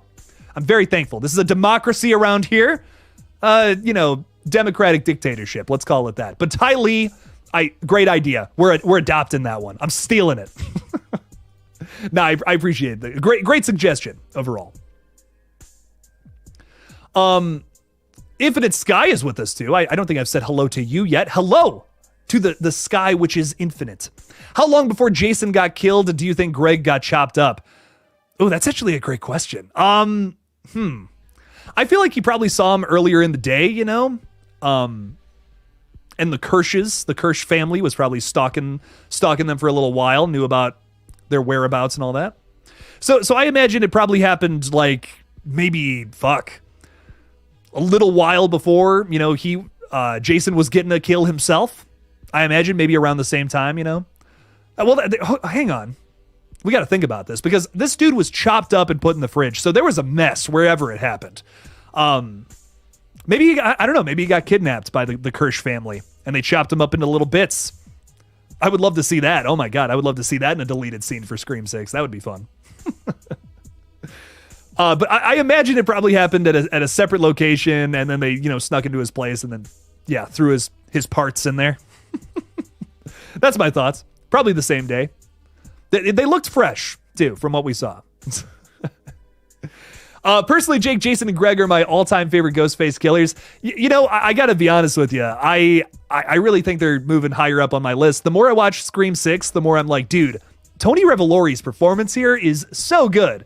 And you guys some of y'all are not going to be happy with this, but I really think one of the most disturbing scenes in the whole 6 movies is that opening scene where he's just talking about how excited he was to kill somebody and how like she was less and less as the blade went in. It was like she was an animal or something. That is, so gross, so sociopathic.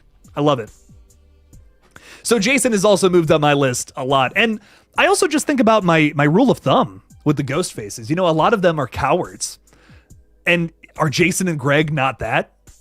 They're total failures and they're cowards. Like they totally fit the ghost face MO. So I ranked them very low in the past. I got to do a new video where I'm ranking them again because honestly, Jason is way higher up on my list and I almost hate to admit how high up on my list he is. So I'm excited. It's going to be fun. Scream It said, I've had a lot of zombie dreams. They're so scary, but honestly, TBH, they're kind of fun. I have a lot of fun in zombie dreams. You know what? You just like to get ripped apart by zombies in your dreams. That's okay. Listen, that's all right. I don't though. It always happens the same way for me too. I'm in a warehouse somewhere. I can feel danger. I can hear footsteps racing towards me. And then all these zombies like race in through like an opening or something. And I just get cornered in the back. It's the same thing every time. And I'm just as terrified and sweaty when I wake up. Leo is with us tonight too, saying Salem's Lot remake this year. Hopefully. Oh, you gotta hope, man. I mean, Jesus, nothing. Like no updates on this. Not a, we're going to dump it on a streaming service. No, nothing. What?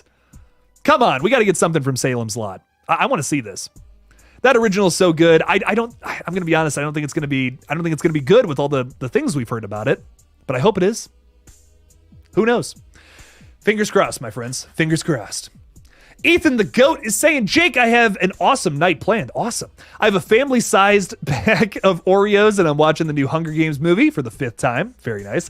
Oh yeah, and I have animal crackers. I'm hyped. Dude, it sounds like you're gonna have a fucking killer night. Let me tell you. The new Hunger Games movie was bad fucking ass, man. I enjoyed it so much, way more than I thought I was going to. Cause like, I like the Hunger Games. They're fun movies, but I don't know. I've just never had a never had the biggest urge to rewatch them too many more times. You know, I enjoyed them in the theaters when I saw them, and I was like, okay, you know, cool, good stuff. Got to see this one though, and fucking awesome. Like an absolute banger. I love movies that focus on the villain too. Or watching someone slowly fall into that. You know, those are my favorite kinds of movies. And this was kind of that in a very, like, I kind of wasn't expecting that. I didn't know a whole lot about it going into it. And I was just kind of blown away. I was like, whoa, this is really unexpectedly good.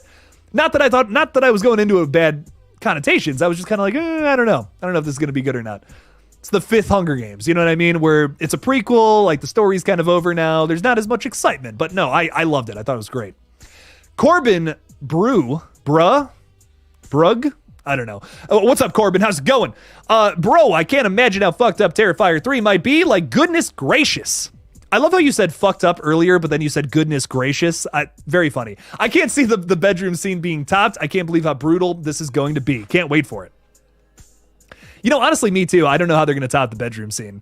I really don't. I mean, I think there's a way.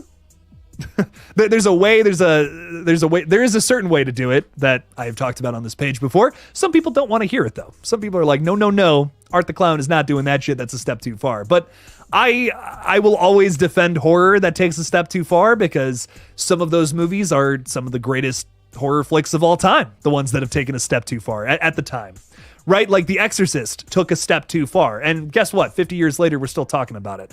There's a reason for that. So I'm always going to defend movies that maybe cross a line, because sometimes horror needs to do that, like The Exorcist. I would even say movies like The Blair Witch Project kind of cross a line for saying that, for paying so much attention to detail and saying like, this is real, this is something that really happened. That's kind of crossing a line in, 1999, I think. And however you feel about the film, I'm personally not crazy about it. It's one of the most important horror flicks ever made. Hot take. I don't think that's really a hot take, but it's an important flick. So for me, if Terrifier 3 is going to cross a certain line and kill a certain type of character, maybe that's something that needs to happen. And maybe it's something 50 years from now we're all still going to be talking about, love it or hate it. I mean, honestly, if people aren't throwing up because of your movie, are you really making history with it? Probably not. That's what I say. Are you really doing something that means something that will stick out in the history books years later? If people aren't pooping and throwing up in the movie theater watching your film, that's what I say. But I'm excited for Terrifier 2, man. It's going to be great. Madison, speaking of which, you got to watch Terrifier 2. I showed her the bedroom scene. She has not seen the whole thing though. I think I can't remember if it was New Year's or not, but there was like one night where I was like, you guys got to see this scene in Terrifier 2. It's so good. It's just like it's the most ridiculous. I love it. I love that scene so much. But Madison's also talking about the Hunger Games, saying it's so good. So good. Like, really enjoyed that one. Big surprise, in my opinion. I had a great time with that movie. Malevolence is incredibly underrated. I remember this one, though not as much as the third Saturday in October. I'm going to be honest. I have not seen that other one that you're talking about. That's why, Chrissy, I'm so sorry earlier. I was just like, anyone got anything to say about this one? I've never seen it, but Malevolence I have seen a long time ago. Not bad. I was kind of like, oh, interesting little movie. Isn't there like 3 of those? I've definitely only seen the first one, but hang on now. Oh, wait, maybe I'm thinking of a different movie. Oh, no, I'm not. No, this is the Netflix movie. Yeah, no. Malevolence is the one I have seen. Okay, sick. I might have to do a rewatch of that one. That one was fun. Mellow Mutant is saying, I like how Maxine has 3 X's in it, so people know it's the third movie. Hell yeah. Hell yeah, hell yeah. Madison is saying streaming games. I know. I got to just do it. We've been playing a lot of Call of Duty lately. I would absolutely love to stream some Call of Duty, but I don't think anyone on here would watch it. I'll do it on my other page though. Maybe that might be fun. Or Dead by Daylight, of course. That could be fun too. Jess is also hanging out with us. What's up, Jess? Jess saying hi, Jake Pookie. What's up, Jess? How's it going? Welcome in. Appreciate you for stopping by. Thanks for saying hey. Oh, God. So excited for Maxine, Jason. Any word on the film? Nothing crazy as of late. If you want to see the latest update, I talked about it on my second page. Talking a little bit about some drama. Mia Goth allegedly kicked somebody in the fucking head during filming of this movie. Allegedly. Once again, no proof one way or the other. It's something that apparently happened, though. Maybe, maybe not. So check that out. I kind of talk a bit about what we learned about the movie through that pending lawsuit. There's a lot to learn, surprisingly enough, so it was interesting. Victor Cruz is with us tonight saying, "What's up? What's up, my friend? How's it going? Welcome in, welcome in." Push the envelope, Art. I'm with you, dude. Push it. See how far this crazy shit can go. You're going to make your grandmother watch Terrifier 2? Don't do that. There are some people whose lines don't need to be crossed. But us horror fans, a lot of us are down for it, so. Rotting Prince is with us tonight, too. What's up, Rotting Prince? Saying I rewatched Blair Witch a few weeks ago while I was working on art. I had some spooky-ass dreams. Such a classic. Hell yeah, dog.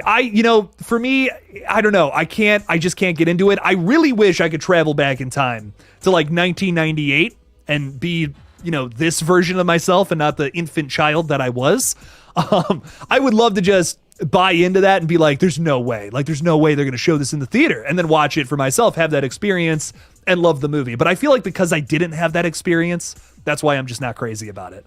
I think if I had been fooled into thinking all of that was real, oh my God, I think I would have loved the movie. I would have been like, this is so fucked up. No way did they just show what is essentially murders in the theater. That's terrifying. Holy fuck. I would have been blown away by something as messed up as that. But I don't know. For me, it's just three people screaming in the woods, which I've heard from many people. They're like, dude, that's your worst horror take. And I'm like, it probably is. It probably is a really bad take. But I don't know. I can't get into it. It's just not for me, man. And it's like a horror classic, too. That's what really bugs me about it. I want to love that movie. I've watched it more times than I'm willing to admit because I'm just not a fan of it, but I want to like it. I really do. But it is three people screaming at each other in the woods. I don't know. It makes me mad that I don't. I'm actually mad at myself that I don't like it. So if you're hearing this right now and you're like, God, he just doesn't appreciate a classic. I know I don't. And I hate, want to fix that. I don't know. I want to like it, but I just don't. What Evil Lurks might be more violent. I don't know if it was more violent than the Terrifier flicks. It was brutal, though. When Evil Lurks was very brutal. But you said not as I read that wrong. Sorry. I thought you said it's more violent than Terrifier and might even be more violent than Terrifier 2. Yeah. I don't know if it's more violent than Terrifier 2. But When Evil Lurks, super brutal. If you have not seen it, very underrated horror flick from last year. Honest to God, maybe one of the most messed up things I saw in a horror flick from 2023. Without a doubt. And if you guys have seen it, you know what I'm talking about. Don't spoil it for the rest of the people in the chat. You don't want that spoiled. My God. All I'm going to say is good boy. That's all I'm going to say. Good boy. Someone's talking about Driller Killer in the chat. Hang on. Can we go back a minute here? I got to see this. I will talk about that crazy dumb movie. Chrissy's asking about the Driller Killer. The Driller Killer is insane. This is such a whack weird movie, and I love whack weird movies all day long. This is a movie I believe that came out in 1979, so post Halloween, pre Friday the 13th. There's not too many slashers in that category, but I will tell you that the ones that I have seen from that year specifically are weird. It's like they didn't have the slasher format quite down yet until the 80s came around, and it's really interesting to watch. A lot of those movies are very interesting to me, but I love Driller Killer. I think it's a very interesting movie, especially in the way that it flows. It's worth the watch. I think some people might watch this one and say it's slow, but I don't know. Give it a watch. Once you get into it, it makes, it starts to go. Jason Carpenter's asking the real questions here. Who you rooting for to win in the Super Bowl? So I'm not going to lie. The Bucs-Lions game, I was rooting for both teams. I wanted both to go. I'm a huge Baker Mayfield guy since I'm a Browns fan, and he took us to the divisional round a couple years ago, which was awesome. Kicked the shit out of the Steelers, which made old Jake pretty happy. But we traded him for some reason, still not really sure about that.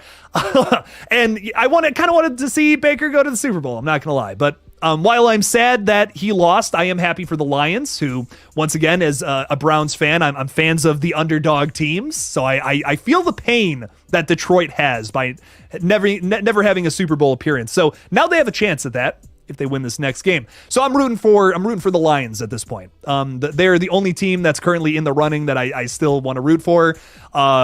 Big F you to the Ravens. Sorry, not a fan. AFC North.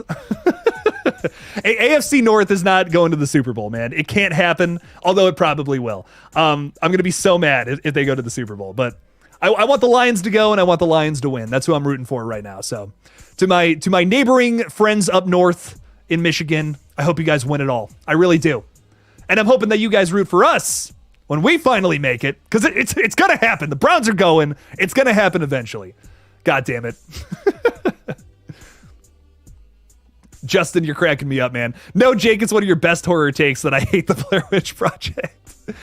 Oh my God. Blair Witch was boring. I'm with you, Jake. Yeah, I feel like, but here's the thing though. Like if I would have saw that in 1999 when it came out, I said 98 earlier, but you guys know what I mean. If I saw it when I was younger or like in that time period, I bet I would have loved it. But because, I saw it in I think I saw it for the first time in 2015. I don't know. It just doesn't do it for me, man. I wish it did. It makes me sad. But Ty, I'm with you too. That 2016 movie or whatever. That's my favorite one. I'm sorry. I'm sorry. It's objectively a bad take, but it's my take. But it's mine. I will defend it. Me as a kid thinking Blair Witch was real is why it's ingrained in my mind as scary. There you go. I watched it at too late of an age. I fucked up. Mellow Mutant Plays. Should have watched it much earlier in life. Justin is saying if the Lions win, it'll be the first Super Bowl. Yes, it will be their first Super Bowl win. Bengals were screwed over twice. Yeah, fair. I hope the Taylor Swift team loses. Yeah, we're not rooting for KC this year. Sorry. It's not because of Taylor Swift. It's more because of Patrick Mahomes, but that's a whole other conversation that my horror fam here may not care for. Anyways, El Dante, thank you so much for the support, my friend. I appreciate that. Saying always loved dream-based concepts in movies. Imagine if those in power could manipulate our dreams to control us. Best wishes to you. Great show. Thank you so much, El Dante. I appreciate that. I think a good like a good dream scene or something in a movie can really stand out. You can do some really just crazy shit where you're bending the rules. Honestly, I think that's why I was so insistent about it with Red Right Hand. I was just like, we can see, here's the thing, Scream has to take place in reality, but if it's a dream, we can do some fucked up fantastical shit. That was my thought process there. So I'm so with you, man. I think horror movies where you have that fantastical bullshit going on, I love movies like that. That's why I love Nightmare on Elm Street, Terrifier. That's why I love these movies so much. She's got this total crazy bullshit going on. That's what the hell's going on? Oh my God. I love stuff like that. I love things that just leave you dumbfounded, with your jaw agape. What am I even looking at right now? So I'm with you, dude. I mean, the idea of messing with dreams I've read I feel like there's a movie about this. I just can't remember it off the top of my head, about the idea of advertising in your dreams. So it's companies can put their ads and while you're having a dream about something. That's so messed up, man. And it feels all too real to do something like that. I would love to do a movie with that concept. That'd be a lot of fun. El Dante, though, thank you so much for the support, my friend. I really appreciate that. I believe that's £5, if I'm remembering correctly. Symbols get all fuzzy up in Jake's brain, but I do appreciate it, my friend. Thanks for the support. It means a whole lot to me. Justin saying, seriously, Jake, it's not a bad take. It's just your opinion, and it just so happens to be correct. That's really funny, man. Yeah, I don't know. I'm not gonna get. I've said my piece about the film. Those are just my thoughts. Just my potentially bad thoughts. Maybe not on the film. Mr. Rick is saying, you should have watched it when you were a baby. What's wrong with you? You call yourself a horror fan, and I think it's really funny that Mr. Rick said I'm a hard lover. I do call myself that too, though. Anyways, yeah, I know. I mean, I can't believe that that 1-year-old Jake didn't watch Blair Witch in theaters. God, Gonna give myself 15 lashes for that. I'm kidding. I'm so kidding. Joking. Just a joke. Eric Z is saying in 1999, Blair Witch was marketed as real footage, and that's why a lot of people probably love it. I can't argue with that. I bet that's fucking awesome. I wish I could have been there once again. All right, we talked a lot about Blair Witch. Let's move on. Riley Rage is saying, question. You're getting excited with that question. I love it. Do you think the core 4 overrides the Carpenter sisters? Are all 4 required to return, or could you just say, or say just Sam returns and a Sydney focused Scream 7? That's really tough. Because I feel like after Scream 5, you could have just interchangeably brought back certain characters. But the core 4 is a unit, dude. I mean, the core 4 is a unit at this point. I can't see why you would have them all split up besides bullshit behind the scenes stuff. So for me, if they only brought back a certain number of people, I think the whole time that they would be talking about like why the other characters aren't there, all that I personally would be thinking about is it's because y'all fucked over some people that they're not here, and you had to write some bullshit in to write them out. So I don't know. I think it's so easy to just say like on paper, oh, we could just bring back this character, and put a focus on them for whatever reason. But it's just, I don't think it's going to work unless you have a really good reason to write the other characters out, which me personally, I guess I'm not seeing. Unless anyone has some suggestions, if anyone's got something they want to throw in the chat. But I don't know. I just, here's what I imagine, right? Here, when people pitch this to me, it's like, what if, let's say, what if Mindy just comes back, right? Mindy and Chad, for just to make this a little easier. And they're talking with Gail and Sydney, and they're like, we're Sam and Tara. And it's like, oh, they had to stay in New York. They were busy with college. I'd be like, no, they're not. No, they're not busy with college. Y'all just kicked them out of the goddamn movie. That's that. I don't know. That's all that would be going through my brain at least. I imagine the general audience would just be like, oh, it sucks they're not in this, you know? But I don't know. I would hope that they don't go that route. If the core 4 comes back, it's got to be all 4, in my opinion. Unless you kill one of them in the movie, which then it's like, okay, well now it's the core 3. But I don't know. I really don't think so. I don't think that would work. Even with the Carpenter sisters too, if it was the reversal of that, I would be like, that sucks. Like, no, I want to see Mindy and Chad. Where are they? What are they up to? They work better as a unit, I think, personally. It's a lot more fun. Core 4. Noah Atkinson is saying, hey, Jake, please hear me out. Give Marvel Studios a chance. Deadpool 3 is going to save the MCU. Also, get ready for my next comments. Oh, shit, Noah. Noah is always hyping up his next comment. It better be some heat. That's all I'm saying. Deadpool 3, I'm honestly looking forward to. I kind of hate saying that because Marvel has vastly disappointed me in the last couple of years, but I think Deadpool 3 could be good. I really do have faith in it. But I don't know. Honestly, it's one of those things where I'm like, this is another instance where here's a movie that's under the new umbrella. Will it work? Will it rock? Will it suck? I hope not. I really, those first 2 Deadpool movies, very fun, very fun little comedy action flicks. I love them to death. I think they're a lot of fun. I put them on from time to time. Really well done stories too in both of those movies. I think some people just look at those movies and they're like, okay, it's just, R-rated superheroes being silly and dumb. But I don't know. I really like the stories in those movies. They're very emotional, very well done. Mr. Rick said I meant to say horror fan. I know, man. I'm just messing with you a bit. I'm just kidding around. Chrissy is saying, not that there's anything wrong with supernatural killers. Chrissy is saying, I used to love supernatural killers the most, but I've started to gravitate more to realistic killers recently. I've even thought of rebooting an old script to make the killer less supernatural. I think both are great for totally different reasons, I was talking about that shock factor about supernatural horror that you just don't get with a realistic killer. But then also with a realistic killer, you might inspire fear a little more than something like Freddy Krueger. Because something like The Strangers could really happen. Something like Freddy Krueger probably hasn't or never will happen. Or I don't know. I mean, listen, maybe someone invents the power to intercept someone's dream and they just happen to be a serial killer too. You never know. But point being, there is definitely pros and cons to both, without a doubt, Chrissy. So I totally understand where you're coming from. Because me personally, I think if you want to make something that's scary, do something that's realistic. If you want to make something that's a little more fun and a little more like what the fuck or gross or whatever, go the supernatural route. It just depends on what you're going for, you know? I'm currently writing something supernatural and grounded in reality at different points in time. So I think that's fun. I think both are very fun. I've been doing a lot of supernatural stuff lately. So I was like, okay, I got to do something actually grounded, a little more scary. Landon is saying, bro, I'm still not okay with Scream 7. I don't think anybody is. Landon, I don't think anybody's okay with Scream 7 at this point in time. No one's happy about what's happened. It fucking blows. It sucks balls. I miss our characters already. And, you know, they haven't even been gone that long. And I'm still just like, damn, fucking blows.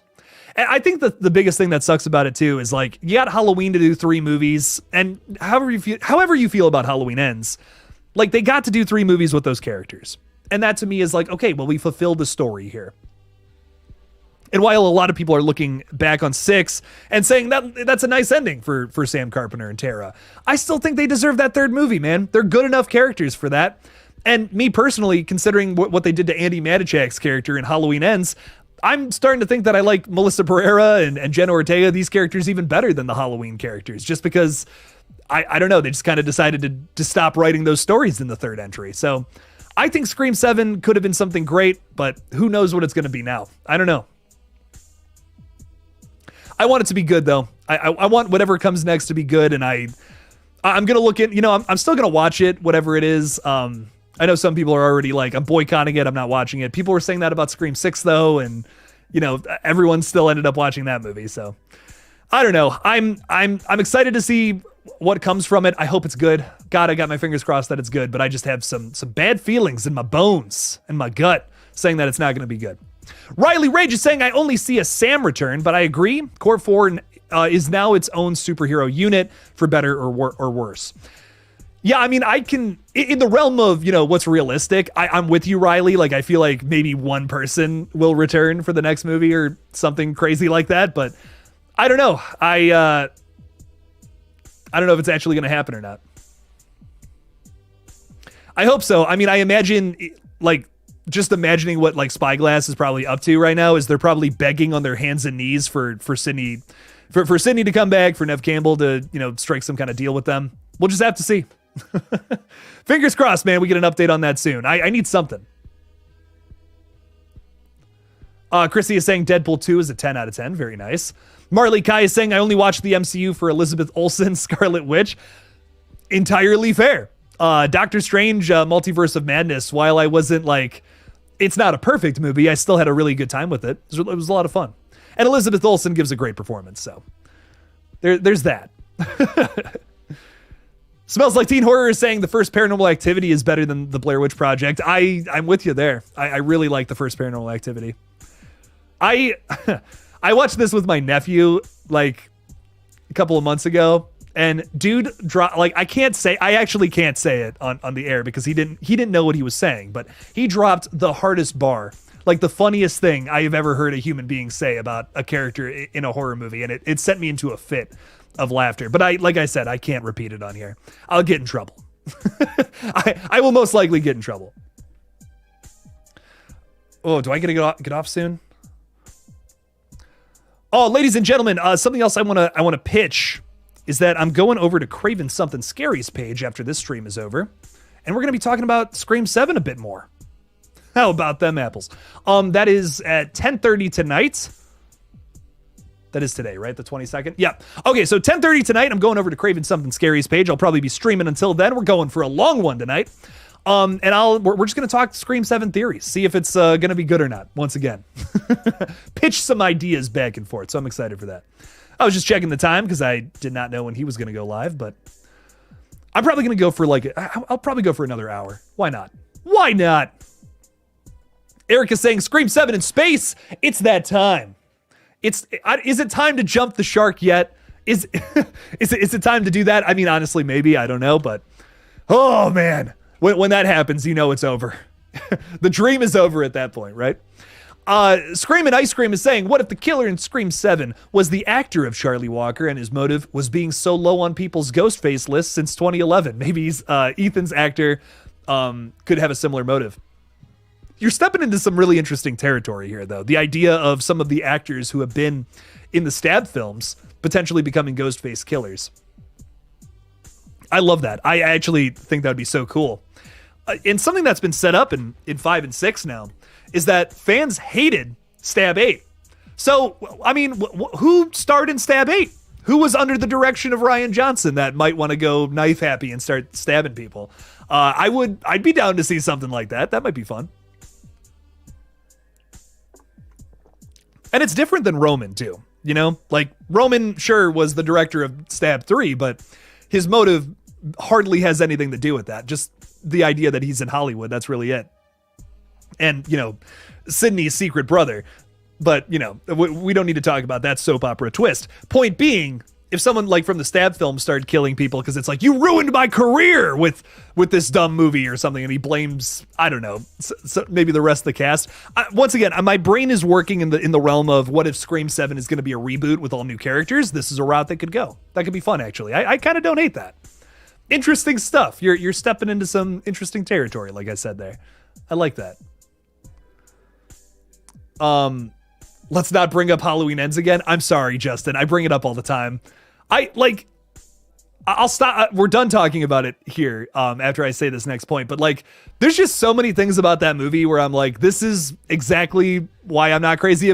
I'm crazy about some horror films. You know, Halloween Ends unfortunately hits on a lot of those things. A lot of my pet peeves for movies just in general. Which is why I think I especially don't like it and why I bring it up all the time and drag it through the mud. So I apologize to fans. I know Jason Carpenter is our local Halloween Ends fan, and I appreciate you, Jason. I appreciate you representing a horror movie around these parts. Me personally, it's got a lot of my pet peeves, which is why that's why I bring it up. It's not just because I hate this movie, I swear. It's really more just because it's like, this is something I don't like about modern horror films. Here's another thing, and here's another thing. So just my take. If you love it, I respect it, but just my thoughts. Jump Scare TV is with us saying Art the Clown would get pieced up by what?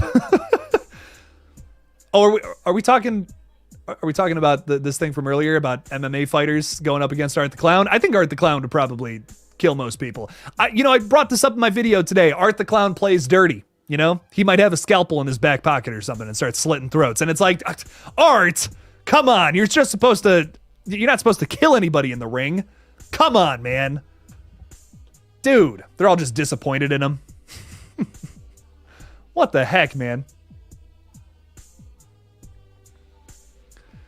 I'm game for a Scream 5.5, a Sydney-focused Scream 7 that takes place after 5 leading into the end of 6 from Sydney's perspective.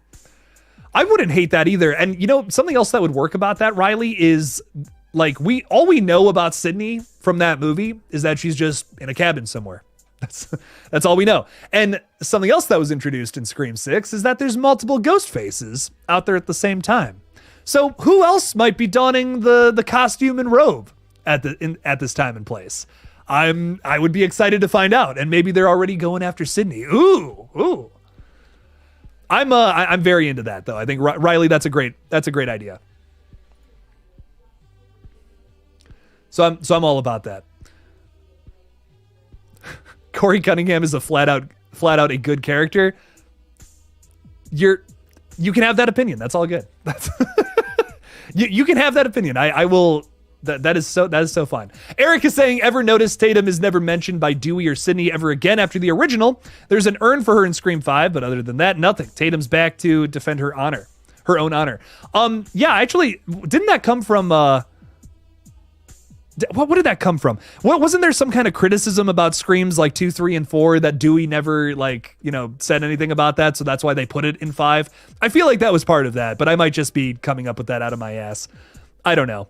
But I do remember there was some kind of weird motivation to specifically put that in 5, because it's like, we got to have Dewey reflect on this a little bit. We got to do something with this. Once again, if you hate Scream 5, I totally get it. It's not the same feel as the older movies, but for me, the attention to detail is like fucking incredible throughout that movie. The more I watch it, the more I'm just like, there's so much to grab and catch on to here. And it's even crazier in Scream 6. So I don't know. I love little things like that. That's so hard to do, especially in a big blockbuster like that. So I don't know. Great stuff.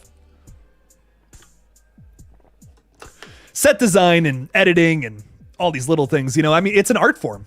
Some people want to say it's not. And mixing audio too is something me and my brother talk about a lot. He is an engineer. Like he's in college to do all that.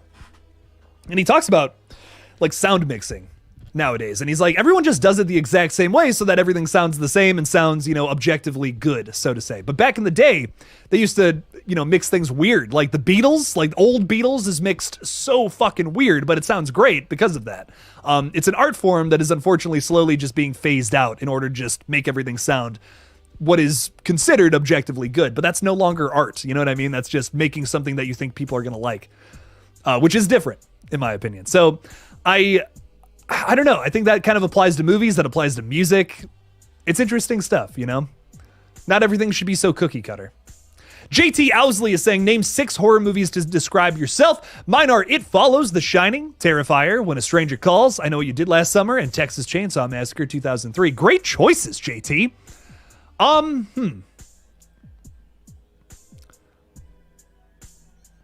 gotta think. I really got to think.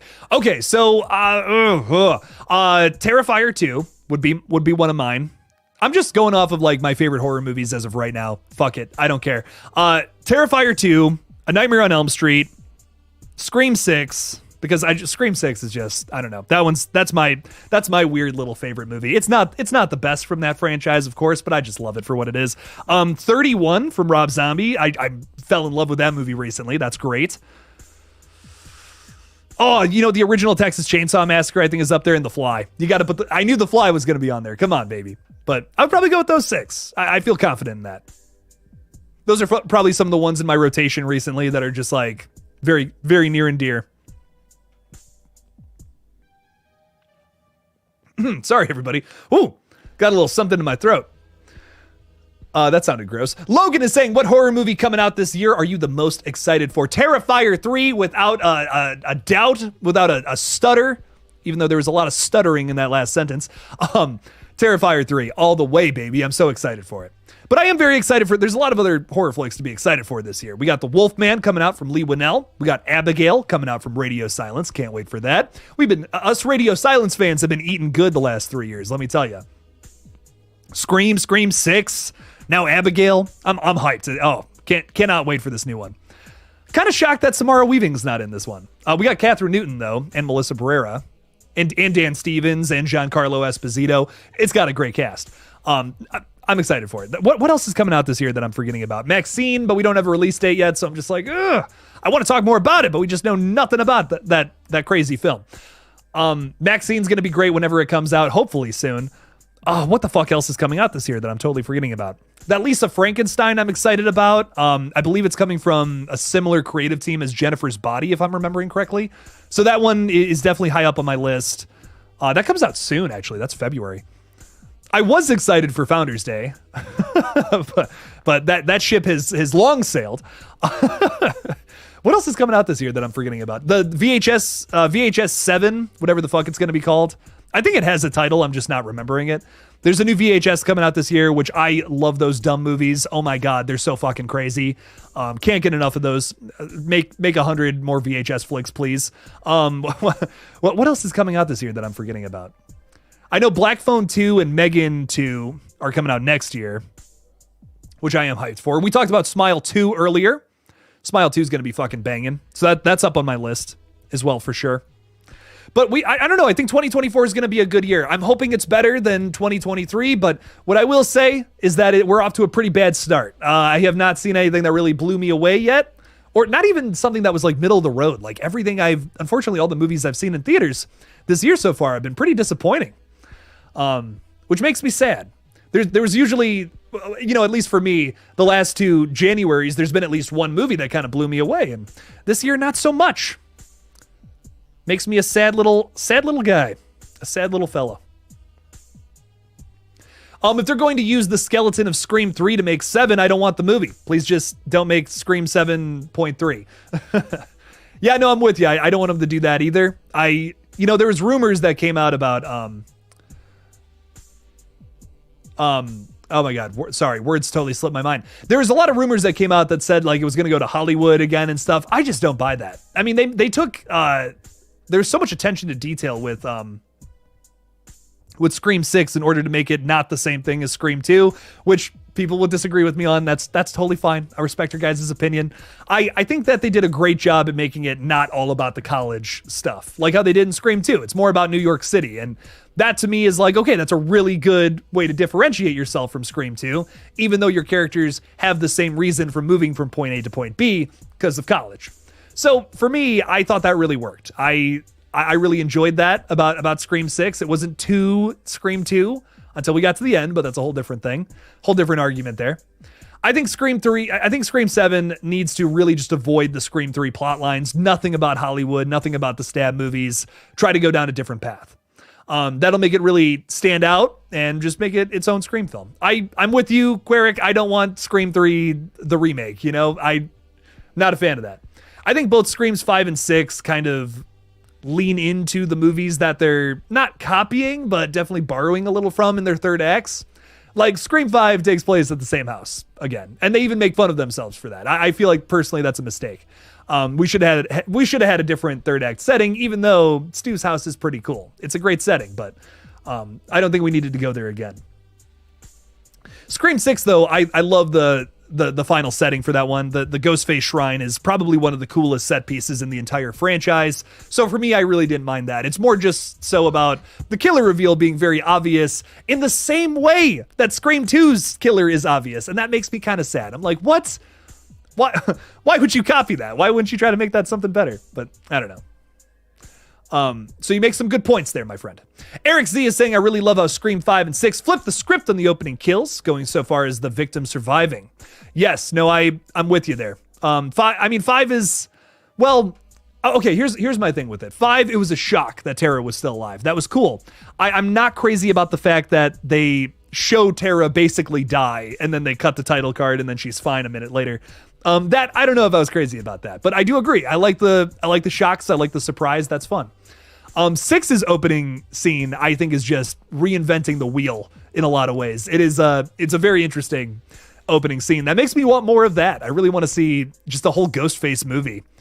What's a Scream movie like entirely from the perspective of Ghostface? Let's get that for $35 million and not for $5,000, Hollywood. Come on. Someone's got to make that movie. It's got to happen.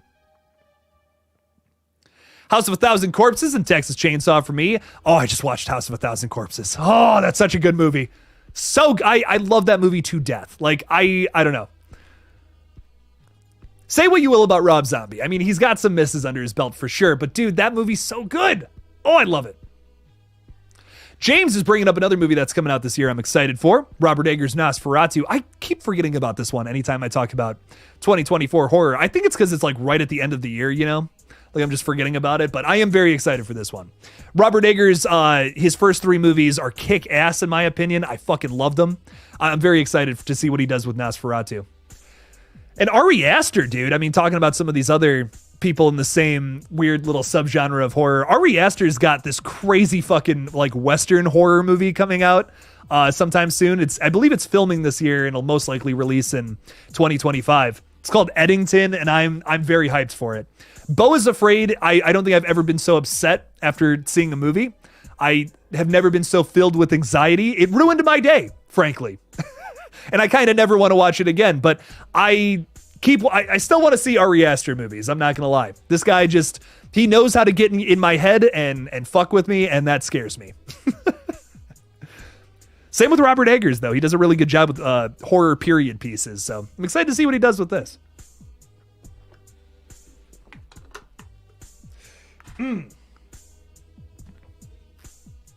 Can't wait for more great vampire movies. Yeah, we need a good vampire movie, man. It's been too long. Last Voyage of the Demeter did not do it for me, like at all. I was really hoping that one would be better. So I need a good vampire movie, dude. I'm Chrissy, I'm so with you. How do you make a Black Phone 2 the way the first one ended? Great question. I have no idea. I love the Black Phone 2. I love that movie. It's great. But I don't think we need a sequel.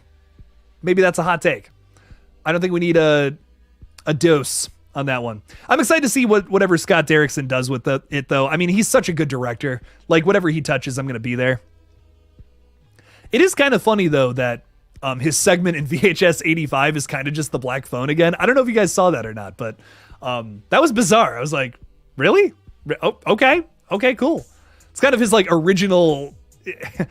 It's hard to explain. It's almost like he took the concept from Black Phone and just like made it his own, and not based off of a Joe Hill a novel or short story.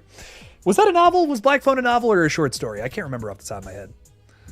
Long time on that one. What else is going on? Cube 4 would be fun. I haven't even seen some of the Cube sequels. I'm going to be honest. I love Cube though. That's a good one. Best Route is a Ghostface centered film called Ghostface. Okay. I like that. I like that a lot. I wish Jason was alive for more of the movie. I agree. Only got a little spot with him in there. He was so good for the time we had him though. I like Screaming Ice Cream is saying Stu's dead. He got the shit stabbed out of him by Billy and electrocuted. Yeah, he did. Yes, he did. I don't know what to tell you. I love Matthew Lillard. I want to see him in more horror movies, but my man's gone. My man's a goner. Nosferatu released at the end of the year. Oscar bait. I don't know if it's Oscar bait. It's tough to Justin, sorry. I'm getting tired, as you can see. Calling a horror movie Oscar bait is a stretch, don't you think? I'm so kidding. But there's probably going to be some great performances in this one for sure. We got Willem Dafoe and who the fuck is playing Bill Skarsgård playing Count Orloff, I believe. It's got a really good cast, point being. Your boy's tired. I've had a long day. Crypto Media is saying 30 Days of Night.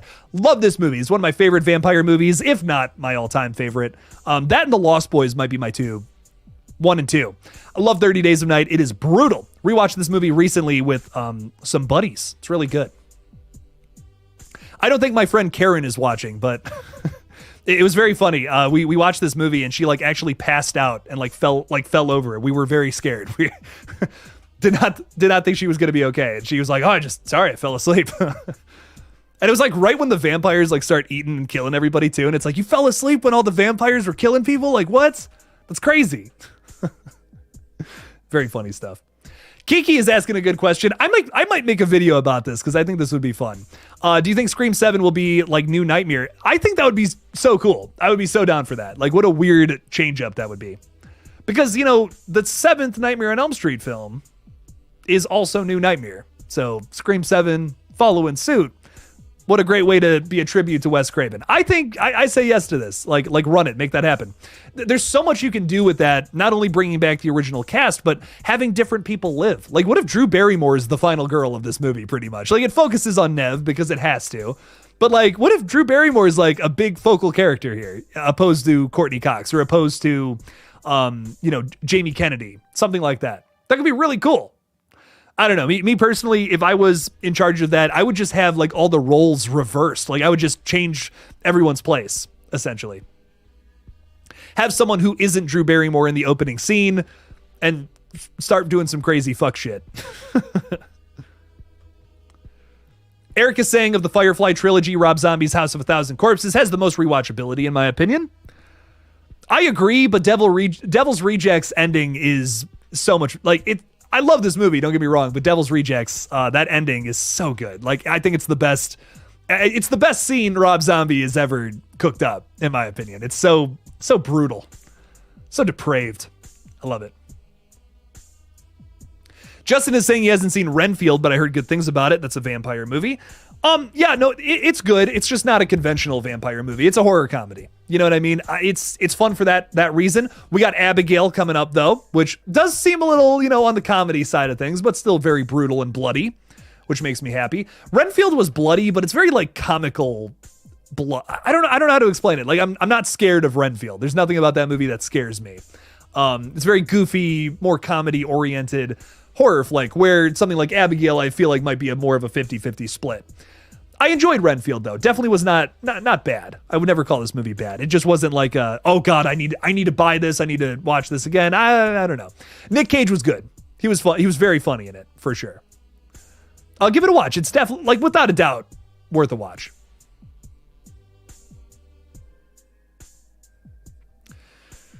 What's going on here? Horror movie deaths evolved from giallo, which evolved from murder plays from the 17 to 1800s. Giallo is something that like a lot of people are like, that's technically not a slasher flick, but I'm like, yeah, it is. it's so a slasher flick. Just an earlier rendition of it. But a lot of those are good, man. I fucking like Deep Red is so good. If you haven't seen Deep Red, character work is fantastic in that. The kills are fucking crazy, and it's done in such a different way than what you're used to, too, which I personally love. You know, Argento can do no wrong. Gotta watch more of his movies. Very underrated director and creator overall. Jason is saying, hot take, I still don't want Scream 7 and hope it gets fully canceled. Can't forgive Spyglass for their moronic decisions. Now let me ask you this, though. What if they do bring back Melissa Barrera? Like, that's my question to everyone. Like, what if they brought her back? You know, like, what happens then? I don't know if that's going to happen. Like, I'm honestly in the camp of, I don't think that's probably, chances are pretty low on that happening. But if it did, I'm curious what everyone would say about that, who is currently saying they want to boycott Scream 7. I don't know. I'm just staying like, I'm staying neutral until the movie comes, until we really have news about the movie. You know what I mean? Like, I want to stay like, I want to cover the updates. I want to see where this goes, because this isn't over yet. You know what I mean? This whole thing is not over yet. We have just learned another unfortunate chapter in the story leading up to Scream 7. Now, we might get just more shitty news, which is totally in the realm of possibilities, but I want to see where this whole wormhole goes. Personally, I'm saving judgment until I see a product, until I see something actually come of this. I like Scream, and Ice Cream is saying, what do you think of Seed of Chucky? I hate it personally. I enjoyed this movie when I was a kid, but not really anymore. I don't know. It's just very, it's very gimmicky. It's very like, here are these like, oh, wouldn't it be funny if Chucky killed Britney Spears? You know what I mean? Like that's the humor of that movie. It's not for me. And the show is all that. The show is all like, wouldn't it be cool if Chucky did this? Like that's the impetus of every scene in the Chucky show. I don't know. I need more than that. I need story. I think what's so good about, like, especially the first two Child's Play movies is like, I care about the characters. Maybe they're not like the best written characters in movies ever, but it's like they're written good enough for me to care. I need that at the very least. There's just, I don't know, everything in the Chucky show and Seed of Chucky is like, what if Chucky did this like random wild thing? Oh, dude, so random. I don't know. That kind of stuff is just not for me, unfortunately. We were talking about like how supernatural horror likes to do some like crazy outlandish shit, but there's usually some kind of like thematic reason behind it. You know what I mean? Like, I think a good example of that is Men. I'm not crazy about this movie, Men from 2022, but there's a certain shot towards the end that is like, you'll watch it for the first time. You're like, what the fuck is going on in this scene? It is so ridiculous. It's crazy, but it's got a lot of thematic value to it. It's not just some crazy random bullshit, you know? And like you can do crazy shit on screen. You can't just have it come out of nowhere. Then it's just nonsense. You know, anyone can write nonsense. If you can have some kind of thematic purpose and you can back it up with that, fuck yeah, run it, make it happen. But I want to see that. I want to see that, and I want to be able to think about it. It's one thing to shock an audience. I think a lot of people can do that, but it's a little tougher when you shock them, and then after the shock, they're thinking about it still. You know, that's the tough thing. Can you make people think about what you just displayed to them even after the credits roll? And there's a lot of shock movies that don't do that because there's no thematic purpose, because there's no rhyme or reason to it. And that to me is no fun. That's just Marvel movie junk. I don't know. I wish you could do better than that. I think you can do better than that. Bobby G, y'all, is saying David Arquette for Ghostface if they were to go the new Nightmare route. Ooh. That would be fun because Dewey's like never going to be a Ghostface. There's no way you could ever write Dewey as Ghostface in the movies, but you could write a fictional version of David Arquette as Ghostface.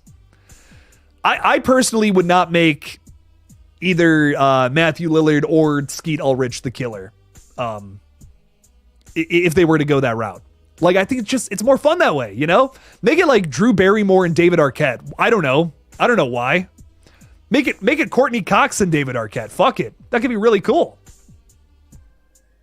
But I'm with you, Bobby G. If you were to go that route, you have opportunity to basically not remake the original Scream, but just like take these beloved characters from the original Scream, have them all in an ensemble together again to make another crazy whodunit slasher. Like, that's such a good idea. I don't know. To me, it's like, if they don't do that, it's such a missed opportunity. It would probably be tough to get Rose McGowan in that movie. I know she's very vocal about how much she does not want to be a part of any projects from that realm. But I don't know. Maybe, you know, money solves a lot of things. Life of Fonz is saying we need Samara Weaving to star in another horror flick of her own. I agree. I 100% agree. It's been too long. It was cool to see her in the opening of Scream 6, of course, but I was kind of hoping she'd play a bigger role. We need more of that. Need more of her in horror flicks, for sure. I love Deep Red and A Bay of Blood, both great horror flicks, for sure. I love The Mutilator, too. Very underrated slasher flick. I watched that one recently. That one's really good. Wouldn't it be cool if Chucky got arrested for tax evasion? I'm sorry, that's really funny. There you go. There's the Chucky show for you. What do I think of Cult of Chucky? Cult of Chucky was fun. Definitely not my favorite from the franchise, but I enjoyed it for what it was. I think the multiple Chuckies was utilized well. You know, I don't think it didn't feel like total nonsense to me. It like kind of made sense with the story, and it was also a bit of fun. Some of the kills are painfully CGI in this one. I think I prefer Curse of Chucky more from that weird little rebirth of Child's Play movies. But I do like this one. I enjoyed it. I enjoyed it for what it was. I think it's a really good continuation to Curse, if that makes sense. Not better, but good. You know, I like all of the Chucky movies besides Seed. I love. I really do love like all of those movies besides Seed. I think are just wonderful. So much fun. Eric Z is saying, hot take, Seed of Chucky is a real fun movie. Love the kills, the comedy, and the cheesy writing. Hell yeah, Eric. I love it, man. It's just not for me personally.